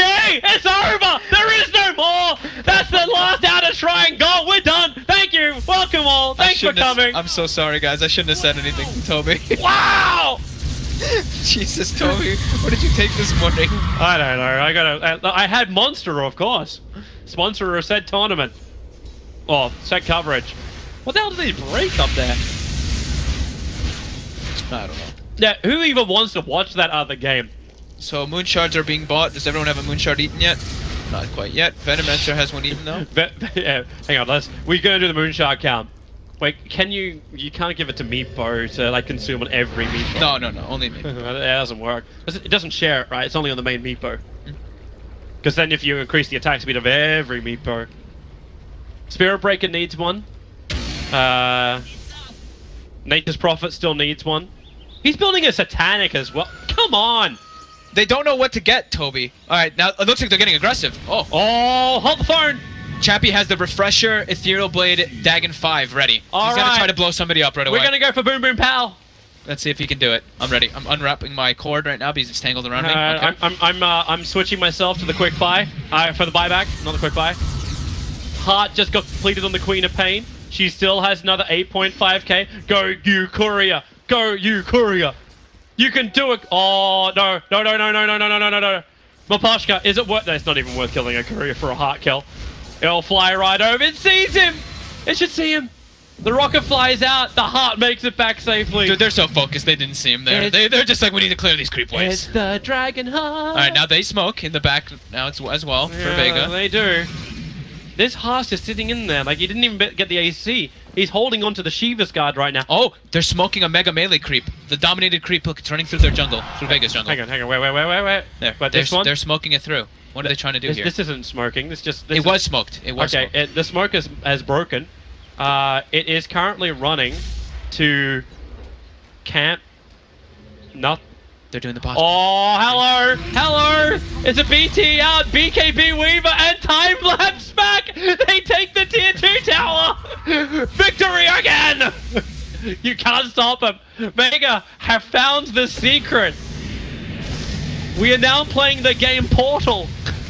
And they hide the melee creep afterwards, up in the top left. So for the next tier 2, when they want to try to do this again. Oh wait, hang on. Are they hiding it also next to what's this boost of travel recipe on the? Whose courier is this? Whose bots are those? Wait, hang on, is that That's Dire Courier. That's Dire Courier. It's Dire Courier. One of them. Yeah, and we got another one making another run outside. Supplies to the front lines. Welcome. My feet are cold. Actually, aww. You got time if you want to go grab a coat to put on your feet. Go, I'm just taking a look at how walk outside and go grab one of your blankets. I mean, I'm just taking a look. Let's see if the chat's enjoying this. Taking a look at the old last 5 minutes ago. Here we go. And second rapier. Who's got the money? We got 10,000 on Queen of Pain. It is a Scythe of Vice being picked up for God. Didn't he already have one? No, I'm just kidding. May as well have.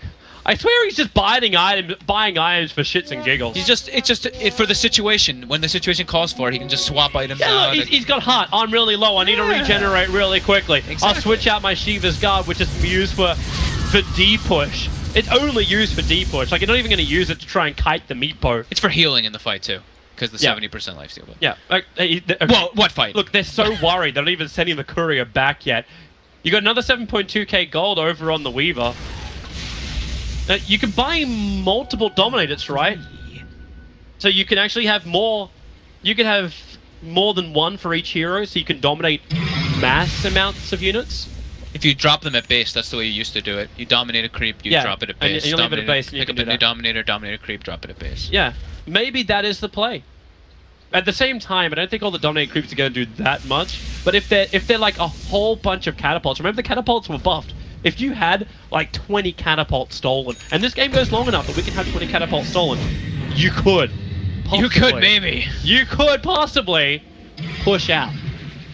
Maybe. Oh, Vega smoked? Oh, you know what you could do? You could block the ramp. Can you actually bank your own creeps? You used to be able to do it. I'm not sure if they changed that. With the They're going for a smoke play though. The double bots 2 picked up on the Weaver, the Rubik, Legion Commander, and Wait, did they just pick up an arcane rune? No. It's nighttime vision. Arcane Rune picked up by Legion Commander, but yeah, they don't know. They don't have a word there. Legion Commander has items now. She has picked up a Moon Shard. Well, someone gave her a Moon Shard probably, and she finished the full MKB, so she actually does good damage now too. Okay. More they're pinging out the cheeses being dropped. 35-second cooldown on. She got a 3.5-second cooldown on press the attack when she got the arcane rune. How long was the Planet Odd game yesterday? 106, 118 minutes or something? Let's try and beat it. We're on our way. We are on our way, Tobe. Game is flatlined. Everyone's 25, right? Yeah, because it stops counting once you hit 25. So for some reason, though, Vega have a small advantage in this. What? From what? I don't know. Oh, on experience? I think that's just. I think it's just glitched. It's 13.5120 to 13.5510. What? Did someone pass level 25? I don't. we've gone to warp 10. How has that been possible? They have another smoke. They're getting ready to use it. Who are we talking about? Which one? Which courier? One of the dire couriers. There's two hearts. Clockwork's got a heart. Spirit Breaker has a heart. I don't need that regeneration. They're playing pretty far up now, though. You know, at this Empire's point, looking to do something, maybe. At this point, I'm wondering if Spirit Breaker should have actually got an Abyssal Blade. Or a 40-minute Midas. Because he's dropped his Vlads to hold onto the cheese. Oh, yeah, he's got one of these now. Charge coming out. They're moving forward. Rubik's in the neighborhood. They try and smoke. The Dagon, Weaver, time-lapse off as well as the BKB. They'll survive, but the Telesis is grabbed. It's a long one. They're pulling back. The duel is successful. Someone dies. We can't even see the bar. Look at that. Because everyone was involved in the kill and the creeps got it, I think. Oh, because it all gets shared. But the mid shrine did fall while that attack was going on. Look at that experience change on the fight. Oh, you didn't get to see it. I didn't do the team fight recap. It's just zeros across the board. It looks funny. We'll wait for the next fight. So they tried to see you in 20 minutes, boys and girls. Yeah. So they tried to get the multiple Dagons onto the Hex with the Ethereal Blade, but one Lotus Orb removes the Hex did and any time lapses. Go, Courier. Go. He got another Moonshot. Nice. It's the real you who bought it. It's for... Wait, he just handed it to him. It's in the Night Stalker. Yeah, but he has to use it on him. Yeah, that's not okay, now he's going to hand it back, and now he's going to use it on him. There we go. Now Night Stalker has a Moonshot. Attack speed increased. He now goes at 3. He goes at 322. His attack speed is 322. Oh, God. And he gets the extra night vision, though. When you consume it, you actually get 150 now. Meme layer. Oh, yeah, he does. Yeah. Increasing by 150. Why is he's building a pipe? So they're trying to find a counter to the... They're like, alright, they might go for the Dagons. Wait. Something screwy is happening. FN wants to change his whole inventory. He did not like his items. But he had money. Where did all of his money go? He bought a Bloodthorn that I saw. But just a Bloodthorn doesn't make you lose that much. I mean, he sold a lot, and he finished bots too, dude. But he had Butterfly, he sold it. I mean, he sold a lot of items, dude. Net worth increase in favor of Vega? Just because he's lost it all? A little bit. Clockwork's back at 8,000. Okay, we have a level 5.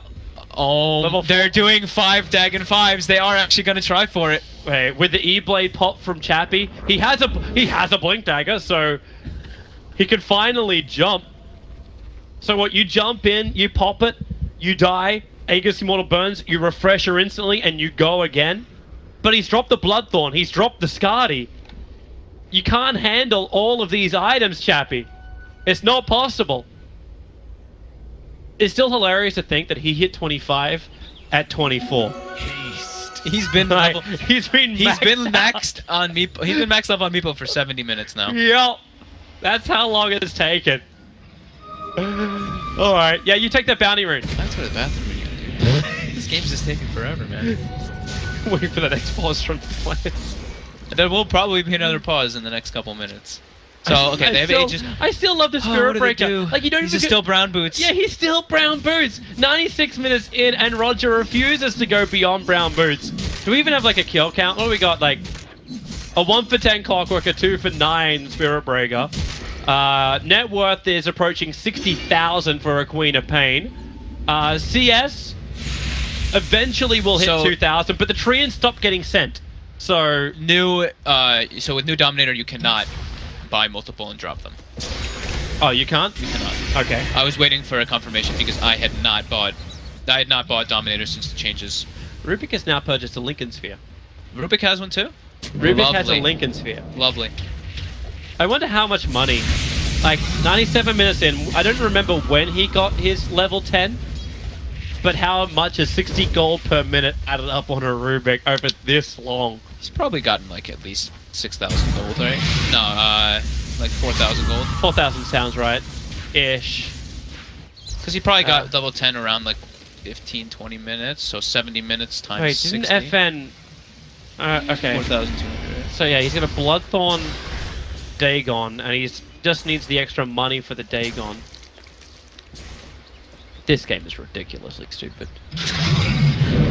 Stupidly good. I mean, they can't... The thing is that even when the Weaver's split pushing, now they're prepared for these Dagon 5s.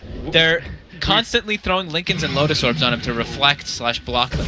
And now he puts a second wave Rapier into his Yeah, it's time to start banking Rapiers, so if you die, you can buy back and pick up another Rapier. Yep. That is actually the play. Buy back, pick up a Rapier, and then time-lapse into the fight. I'm also wondering, too, if it would have been worthwhile him picking up an Aghanim Scepter. Dude doesn't have room. I know no one has No room. one has room. Legion Commander has room. She has a Hand of Midas. But then again, her attack speed... increase. Oh, God, there's your start. They initiate in. The BKB got off.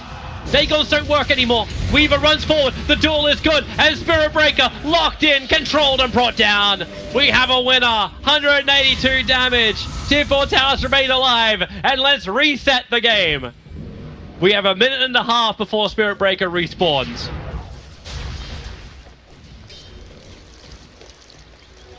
Come on, fuck. This is all I'm good for. I'm not even meant to call plays. The rest of it's you. I don't know what to say anymore, dude. Everybody's just got 10,000 gold. They're just dominating creeps, sending to base. There's items layered all over the floor. CIS keep falling I'm trying to think how Empire closes the game, but that doesn't mean the megas are not worth as much. Megas falling down. Dire bases under siege, yes, it's under. I don't see how they really kill people either. Because they're itemizing for like these full Dagons and it's not working. So maybe these Dagons will actually make them lose the game at this rate. Bait BKB to jump in for Dagon. Yeah, maybe. What are they? Like, they're still only holding on to range creeps.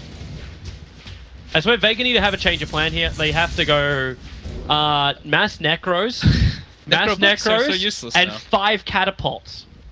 Mass Necros and 5 catapults. Send the army. Like right now, this is like Kingdom of Heaven right now. Vega are holding Jerusalem, and they must assemble the army. I honestly don't know if Orlando Bloom is gonna like turn up to this game though. Yeah. Oh, look at Ghosting. he's hunting the courier. He's trying to find it. He's sprouting to try and find the courier. He's just like juking back left and right. I think they cottoned on to the fact that Vega are trying to send heroes out, that like sending couriers out to do this. There's been 1, 2...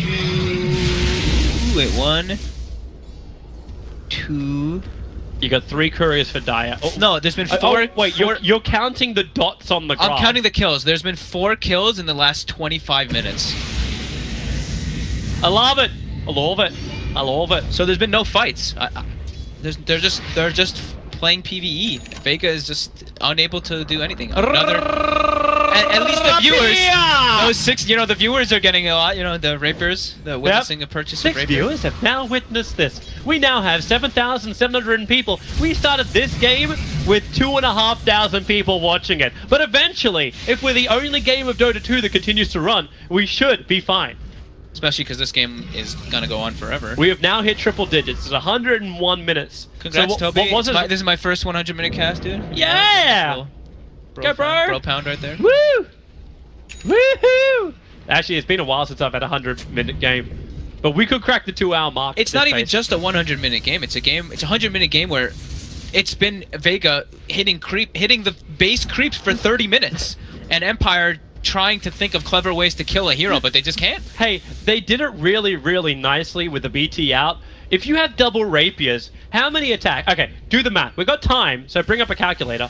I'm bringing up a calculator. BT out to one of the dominated smoked up creeps. They're gonna try it again. Yeah, they're making the run now. If you BT out the Weaver, how many attacks does it take to kill off a tier 2 tower through backdoor regeneration? It's gonna take a couple hits. I mean, he should be able to do it, but... No, it's not worth denying up the DD rune. Remember the objective. Remember the goal. Here we go. They're going The for goal, it. yep, here's your BT. So we can attack a couple of times. And the damage, time lapse. Oh, no! He's not in the base. He's outside the base. Run away! He didn't time lapse back in time. Oh, he tried to go for the whole hog. And the tower is full healing.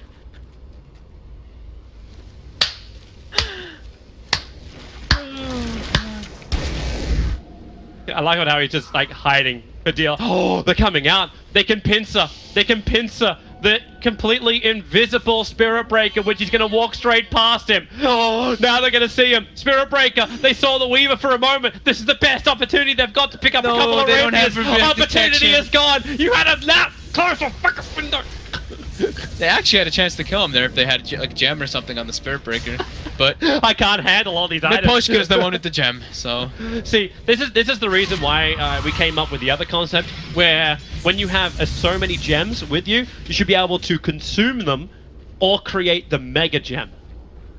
And the Mega Gem was meant to it couldn't be dropped. The Mega Gem could not be dropped. So you had to commit to it. I like the consuming a gem, you know? If you have like 4 gems, you just like combine them together and you put a ring on your finger or something and you have the ring of true sight or something. I don't know. The ring of true sight. I like it. I like it a lot. I mean, something. But then it should oh. What, Roche is up? Oh, really exciting, I know. Well, I wasn't thinking that. I was thinking unobstructed vision.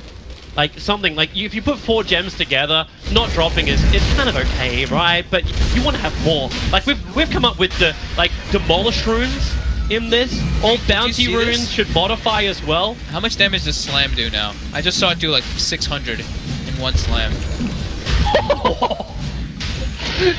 500 damage. How many Roshans have we been through? I think that's been like 9. 9 or 10. 8 or 9, 9 or 10, something like that. Like we can probably count it on the cheeses. How many FN's on the go? They're leaving on the ground again. There's 2 cheeses on the courier. We know FN at one point was holding on to 2 cheeses, so maybe he's passed them off. That courier, go back, efficiency. But once the courier picks up, right, you can't sell the cheese. Right? I think so, yeah. Yeah, because it has to be bound to an owner. Bound to the owner, yeah. Value Ghost Stick. I still don't know why he's got Satanic. That makes no sense. Alright, so you have an impenetrable base. How much are bounty runes giving now? Hmm? I didn't see how much the last bounty rune gave. They're probably getting upwards of 300 gold per bounty rune. It's like 250 or 260 right now.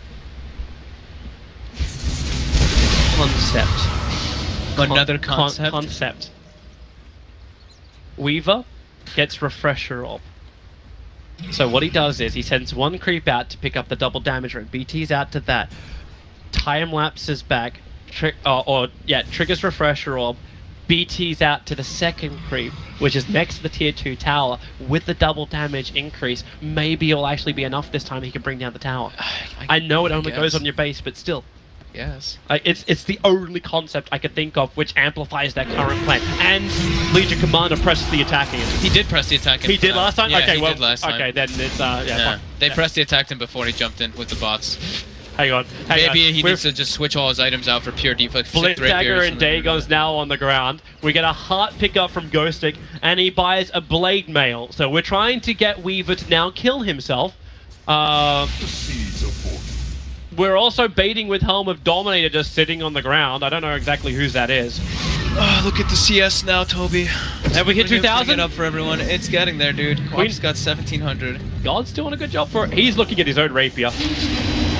Hey, why not, right? Oh, the charge of the loaded sword pulled him in! Legion will go down. Buyback is coming in. This is the fight you've all been waiting for. Maybe they can kill him off. Meepo will fall. Aegis Immortal will trigger. They need more damage. The silence. Queen of Pain's over on him. The Nia's stealing anything really good. But they take damage. The Titanic is doing the work. Chappie will fall. He can buy back as well. But will he? FN's on the run. BKB won't protect you from that level of physical damage. He's down as well. They isolate Ghostic. They find him inside of his own trees. Silenced up. A double kill for the real you, the real champion. Tier 4 towers take damage for the first time in 3 hours and 22 minutes. But buybacks are available for Team Empire. They still have Tier 2 towers. But Vega, this is why Empire never wanted to go in. This is exactly. Let's look at the fight recap. Fight recap. Love it. I wish it showed healing. Queen of Pain did 16,000 damage and probably about 16,000 healing as well. He's actually immortal. See graphs of blue. She's immortal. 0-2. Yellow moving down because no one can win money. And I said to myself, what a wonderful game. One sec, guys. I'm muting Toby. I got you. Hey, if I don't do this, then nothing interesting is going to happen in this cast for a while. Oh, they found Maposhka. They got an opening. They found Maposhka. And they can jump in. They start the door. Maposhka will fall as well. He has buyback available with the double rapiers. You can now attack the tier 2. Your BK being back to base. They forced buyback on Nature's Prophet. True. But he can now wait 6.5 minutes or 7 minutes. At least we had a fight. I like that charge pullback, right? And now it's... Yeah, that was actually really... That was smart. Clever. And look, all net worth charts almost evened out. Has it? Almost. It says 1K at the top. It's getting closer. This is probably the biggest like mountain range we've seen for a while. If we're on Beyond the Summit 2 channel right now, we could be doing GeoTracker and try and work out what country this is. This will do nicely. Oh boy. Alright. So we're up to 10K viewers now. Do we have as many viewers as CS? I think there's more CS in this game than 10K. No. Yeah, no, we're short. We're short of that. Meepo is approaching the 1K mark. I mean, he stopped farming a long time. I wonder. I actually wonder what game has had 5 heroes reach 1,000 CS. Like the highest CS. You can imagine a game like this, just going in for predictions, going into TI. You have one game like this for your TI predictions. Like the highest GPM, highest amount of CS in a game. This game would screw everything. It would. It would like the longest game won. Who would win it? And it happens, like, more hilariously it happens on a CIS game who are just known for like running at people. I know it's more of the generic kind of way of looking at CIS, and they have adapted a lot over the years. But Vega, a team which like we were classic as well, they have that problem of they just run. They just run at you, feed, and then lose the game. Now it's Vega who just sit back, don't feed, and prolong the game. Yeah, I mean, they're doing it, man. And Vega's not selling their items, so that's actually what has pulled them over in net worth. Hey, there you go. Yeah.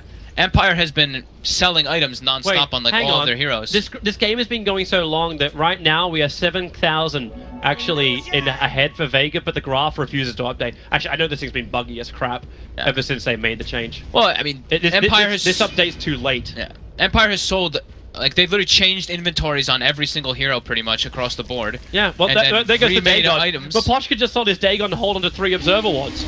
Like, they're like, is Dagon going to work? No, I don't think Dagon's so. not working. Next. Charge is going on the Weaver. Oh. They're BTing in. They're BTing over. The charge comes too late. They... Yeah. Yeah. They BT'd him again. Wait. That shouldn't... Okay. I don't know what Empire can do. I don't know how to. I don't know how to end this game. They need Vega to screw up. It's 72,000 net worth, by the way, now on God. Yeah. And he's got it all in his inventory and on like the floor and on couriers and stuff. They haven't been swapping items. They've been they've been swapping in and out items on Vega, but they haven't been selling them straight up. Well, Empire's just straight selling items. They've never had that point where they're just like, you know what? I need to change my arms to change the pace of this game. Yeah. Like when you find the kills, it's been like the kill was duel into Weaver double Rapier. Like this was just fantastic for him. Yeah. Well, Empire. God, can someone also buy Rubik a Moonshard? No. That's an extra 170. No, 181 damage. 181 damage with attack speed increase. 181 damage. Regeneration. And now you're trying to do it. So I don't know what they do. I've actually just been sitting here trying to think of how this game ends. Yeah, and it seems like Vega's gonna win this game. If you were in Empire's position right now, like, is there any way to commit to a point where your 7.4k Queen of Pain and 6.2k Queen, like Weaver or Vega get killed? I don't know how you kill. I think they can kill the Weaver. They can kill the Weaver if everyone's not just sitting behind him throwing like 5 Lotus Orbs and Lincolns and whatnot on him. They can bring him down. The Queen of Pain, on the other hand, Zero just can't die. Throws Mjolnir on herself, tanks a couple creeps and some meepos, and he just gets so many procs that he full heals over and over again. Can Maposhka actually pick up an Aghanim Scepter as well? That could be good. Like, he picked up a sheep. Yeah, he's picked up a sheep stick. He sold his Dagon, but having mass amounts of hook shots that you could just willingly throw out. But there's no fights. What's he hooking? I don't know. Like having ability. There's not even creeps. They can't even get creeps in this game. Oh yeah, the creeps are on their side. What creeps do they still got? They got the 2 range creeps still. Yeah, same ones. So unimaginative. Weaver can buy another rapier. In fact, he can buy another 2 rapiers and still be fine. There's your Scythe of Vice. Now on FN. For the 9th item change. Yeah, so we have 3 hexes now on Team Empire. We only have 1 level 5 Dagon, which belongs to the Nature's Prophet. Well, Spirit Breaker had 1, but it looks like he sold his. He sold his as well. So he's got Heart, AC, BTs. Sorry, because he bought the Blade Mail, trying to get them to attack themselves. And Nature's Prophet attempted to do exactly the same thing, realized that wasn't working. He's now going for a Monkey King bar. Invisibility. Alright. Yep. And Roshan. I think, have we passed the other game yet? I think it was at 118, right? So we're about 4 minutes until we pass. I think that's how long it was. Maybe Was it 108? actually one...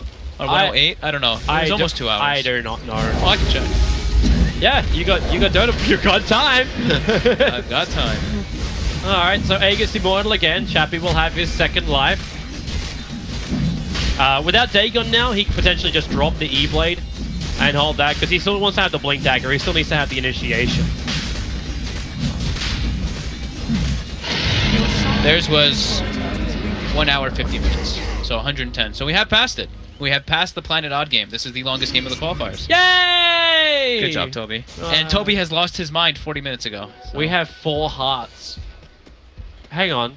Did they just deny we the have Aegis? 6 hearts total. Did they just deny the Aegis? Did they kill it? I don't see... No, Ghostic has it.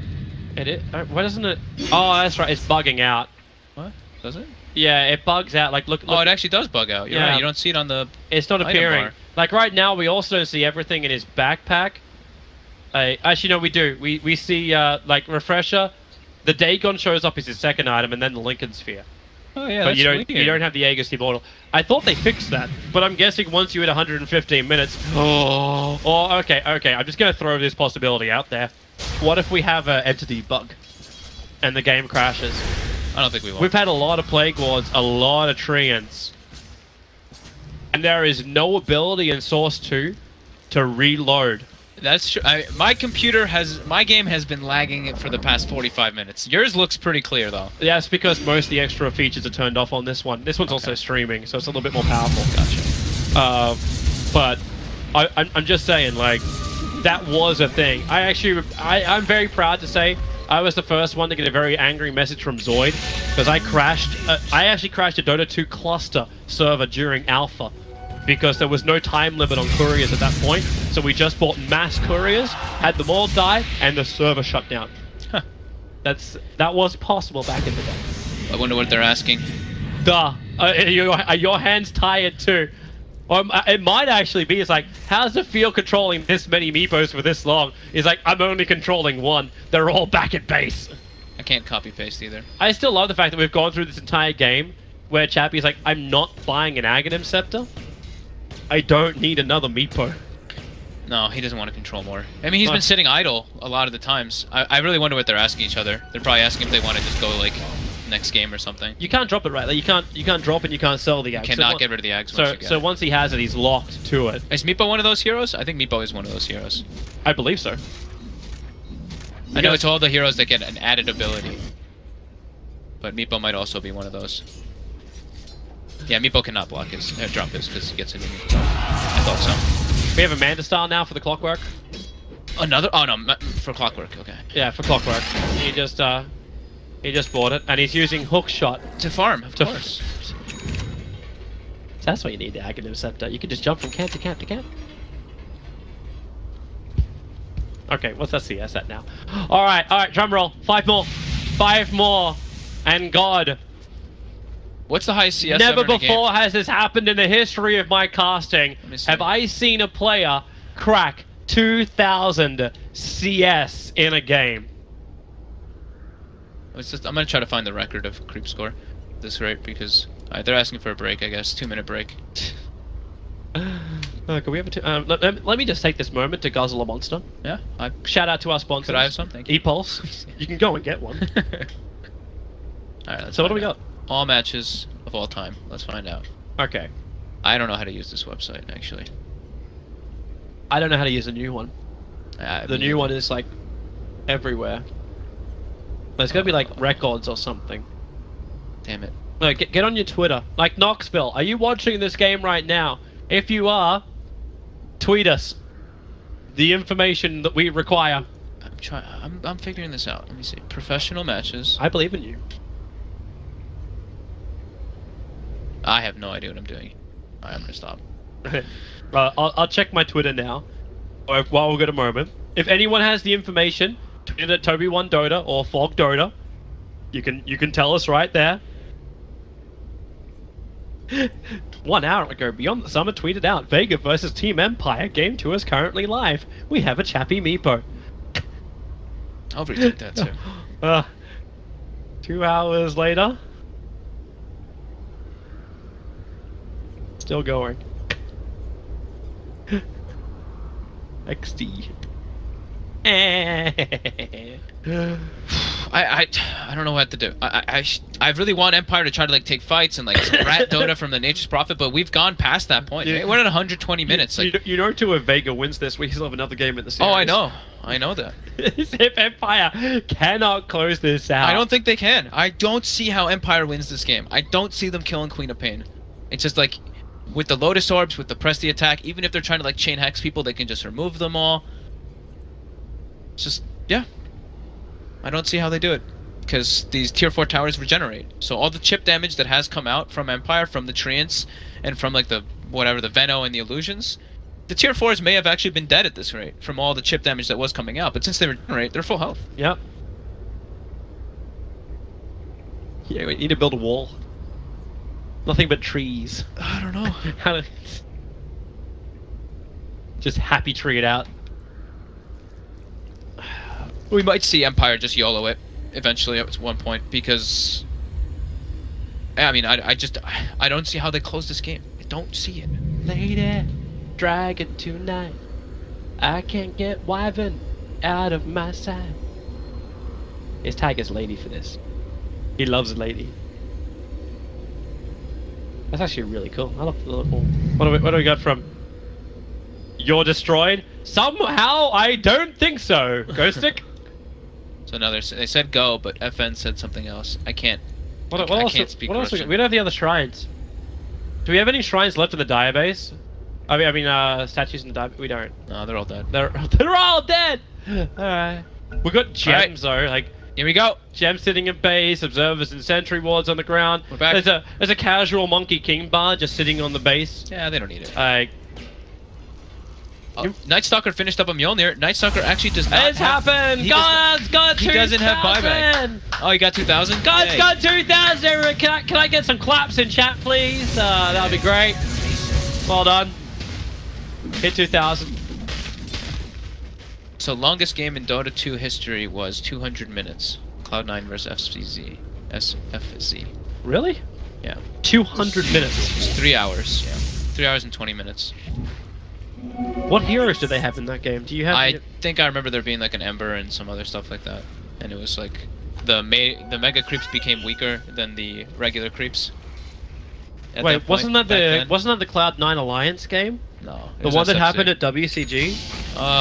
There was another one. I remember that one going for over 2 hours.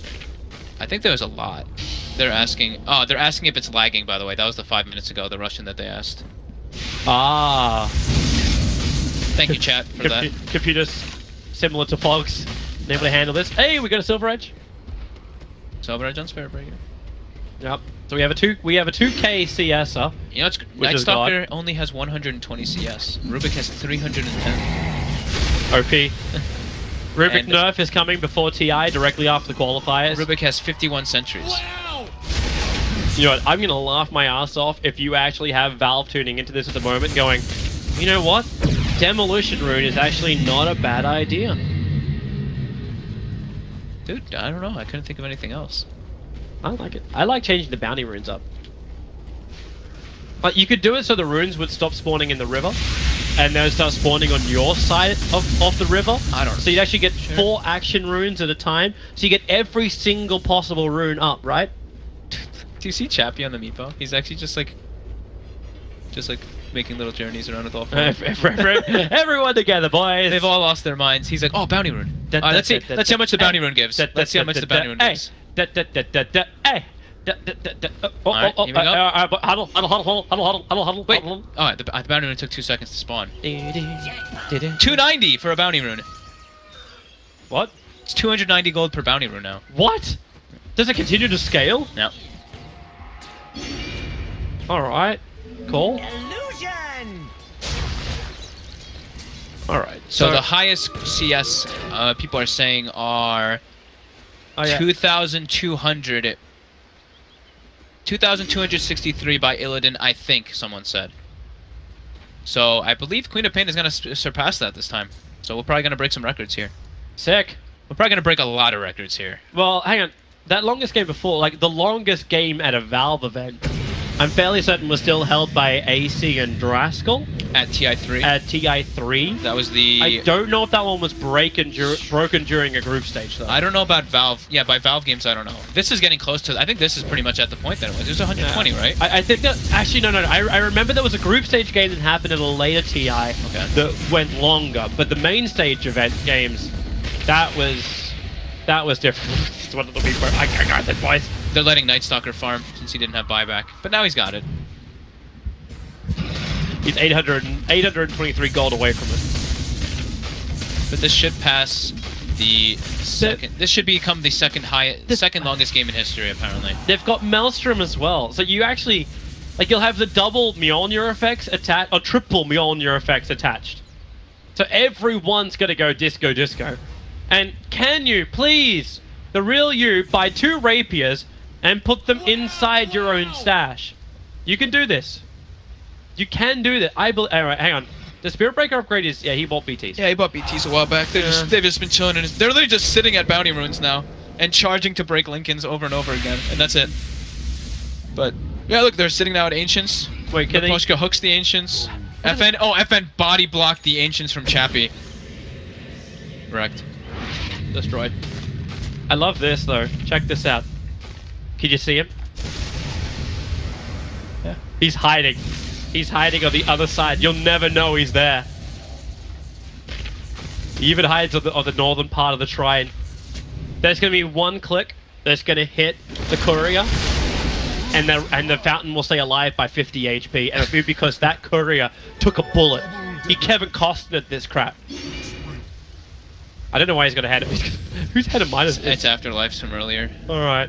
He hasn't even started using it. Boys, it's not like you're doing anything in your base. Clean your room. Clean your room. Everything's on the ground everywhere. You've only got one dominated creep now. Do you like the entrance of their base, Vegas? Just layered with sentry wards. Honey, why not? You got 20,000 on Queen of Pain. Like right now, like that'll be another one. Like how many observer wards have been purchased? Because if they just spend their cash, you could spend 10,000 on sentries. That may actually crash the game. That may actually crash. That would actually crash the game if you spent $10,000 on sentries. And then placed all of them. You just make a perimeter and write GG. You'll have Empire just come at me, bro. You just do writing during the middle of like a really, really important game. Venomancer illusions. Wait, what was this? We got Cheese being babysat in the courier. Mass smokes. Empire can just sit out here having a smoko. Yeah, they're gonna group up again and just smoke it again, right? The courier's on top of them. Creepway's gonna push in. I think this may be a moment where Empire is just like, screw it, we're going. Oh, what? He bought more rapiers. Look at how defensive he is. I'm gonna be He bought 2 more rapiers. Yep. So 16 more people get Wait. Hang on. If they're in the backpacks, they drop, right? Yes. He dropped them at base. Okay, yeah, he put it. Stash. So there's easy shenanigans that could stop such a thing like they're this. not gonna get these rapiers, Toby. So in the 3 hour and 20 minute game, they're not gonna get it there. Duel. There's a duel. Yeah, Oh, on an illusion, however. Charge forward. Roger goes in. He needs to be controlled, however. Goes back in Viz. Breaking the hook shot. Gonna miss his target. Goal with the BKB. Able to return. The Nova out from the Venomancer is the Rubik. Hitting into the Venomancer. FN's on the run. The damage is too high. The double Rapier's doing the job. But right now, Piglets cannot kill. They have to run back to the tier 4 towers and once again defend 3 HP. FN. Because of the Nova drops low, but Nova won't send you to the grave. His heart can finally do the work and bring him back at 266. It was a good charge. He hit like 3 or 4 heroes. Yep, especially after the duel went down. That could have been punished so much more if that duel didn't connect. Yeah. So in the SFZ game, the Scary Faces game versus Cloud9, the high CS there was 1756. Shattered! So that has been crushed, but that was not the highest CS ever. We have 2160 at the moment on the Queen of Pain. We're gonna definitely pass. Yeah, we have 5 heroes who have gone over the 1,000 mark. I think with overall combined CS in the game, this has to be like up there. And it's with the treants and everything, definitely. Yeah, like the only other thing which could have made this worse was like a Broodmother. Like that'll be the other thing. I'm waiting till Roche becomes too hard to kill. That's probably gonna be the next thing we reach. Hey, well, Chappie's gonna have a second life now. We're gonna do this all over again. He'll drop look this how long it takes him to backpack. kill it. It's got 51 armor and 20,000 life on Roche. We got Nagus Immortal on Spirit Breaker. Roger has been given a license to dive. How many cheeses do they have? 2 on the courier. I think they have 1 on somebody. There's 1 inside the pit. Yeah, 2 courier. Blade Mail's on the ground. Blink Dagger's on the ground. What else is on the ground? Do we actually want to see what the net worth? Hey, Vega has an advantage in net worth. Yeah. Venoult, or Rubik using Venoult on the creep wave. He should kind of have, like, he's got 43 sentry wards on Silent.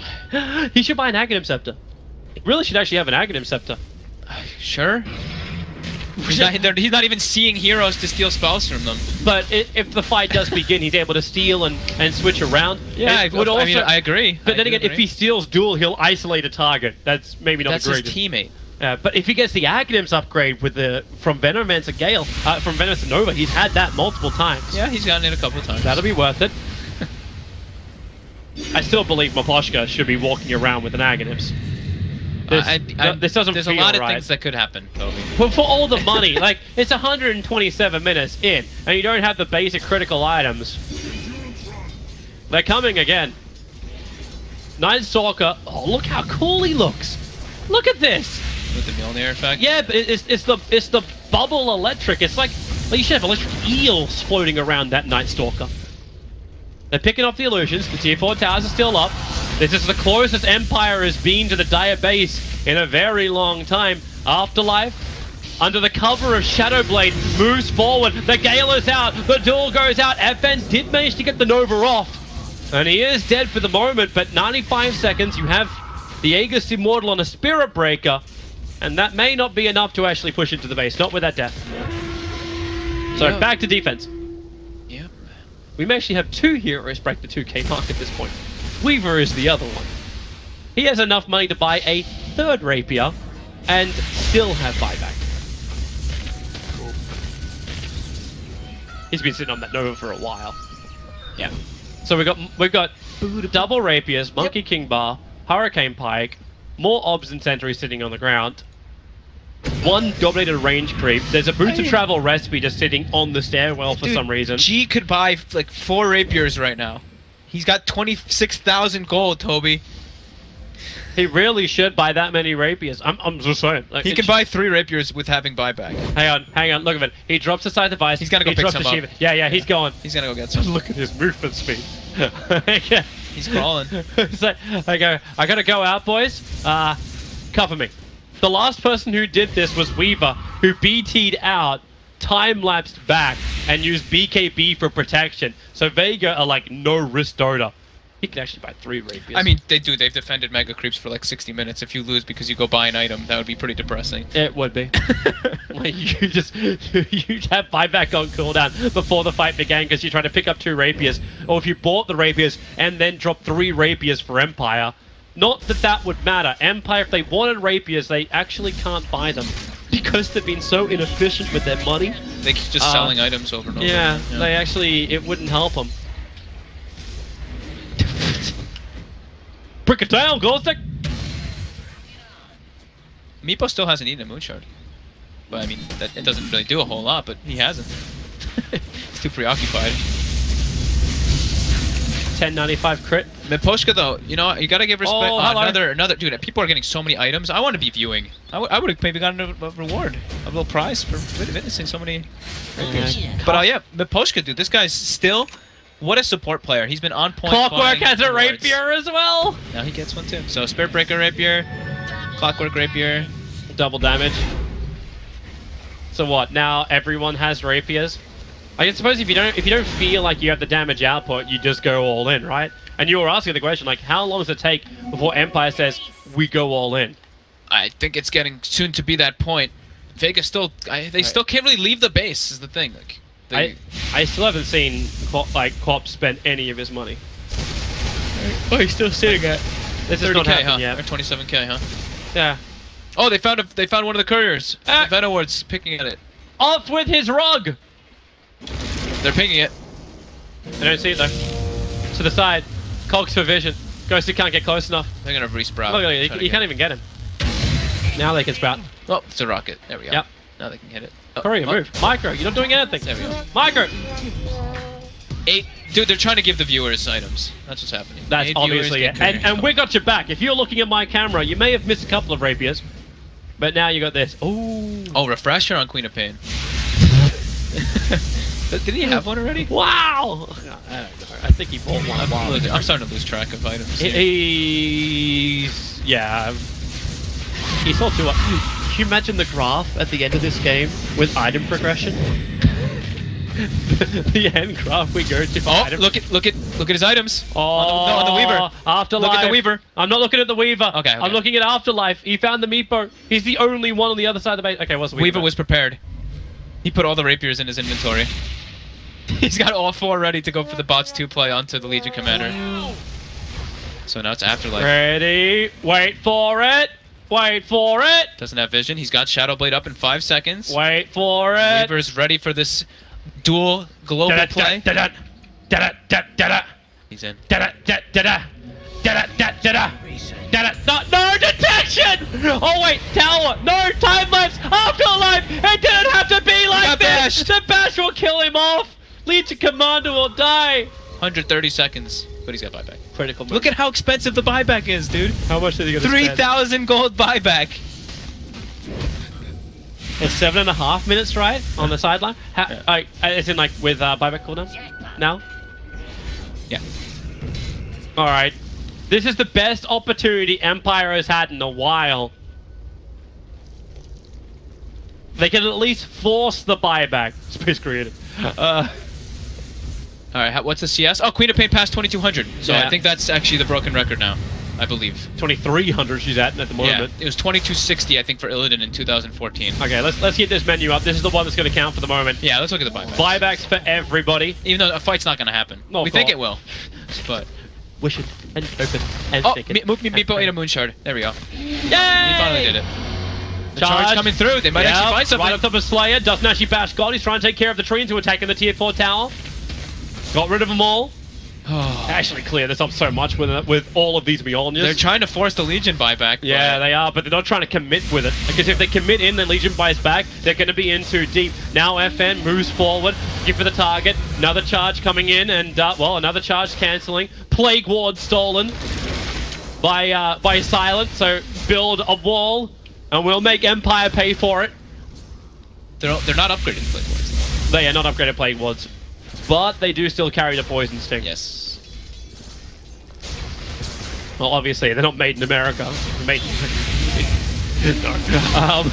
Charge coming forward. They're going towards God. There's the damage. He may have to buy back now. God, can he actually blink himself out? This one, the stun, the overwhelming odds. God! He will die, but Meepo will join him down there. The duel is out. Legion Commander can't survive. Shield buy back. God will buy back. Have Empire finally done it? They're forcing through. The charges are out, and now it's defense, defense, defense time. God going under the fountain. He needs to go back to relative safety. The tier 4 towers are exposed. Roger will die. They did buy back for this one. The pickup is over on Meepo. He'll fall down. Shabby died 2 twice. minutes without buyback. This is the moment. This is the day when Vega sends Empire away. Yeah. That was the most exciting thing that's happened in 60 minutes. Okay, where the rapiers end up? Let's do a count. Because Clockwork has his. Spirit Breaker lost one. Spirit Breaker lost his. So what? How? Okay, let me just bring up the menu. That's the best way. So we got 1 on the Co-op. We've got 2 on the Weaver at the moment. There's 1 on the ground. We got 3 on the Weaver now. We got 4 on the Weaver There's now. 1 on the ground below there, down just south, near the tower, right down there. Yeah. Yeah, I see it. Okay, next to the gems. Okay, let Night Stalker have something nice. No, he's not allowed to. No. How many rapiers have we got? Prophet will buy a rapier. They're going for a smoke play. Weaver, okay. Yeah. What are they going to do? Take Roshan? It's almost maximum spawn time. I don't even think they can kill the Rosh, dude. They need like all 5 heroes. What do you do? You got 65 seconds without the Legion Commander for 28. So who used buyback there? Let's take a look. G.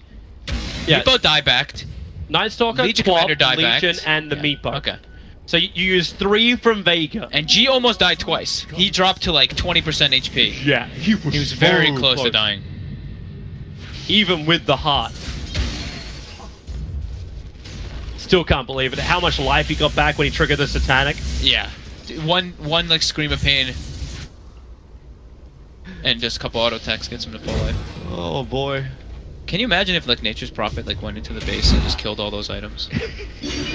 That's what I was waiting for. TP's in, Why do you hits think I him was once. saying put him in the stash? They're safe in the stash. They're not safe on the ground. Like it's not like you got little treasure chests around here or anything. That'd be pretty sick. Does it count towards net worth when they're on the ground? Yeah. I love this is when we all hit 25. This was before.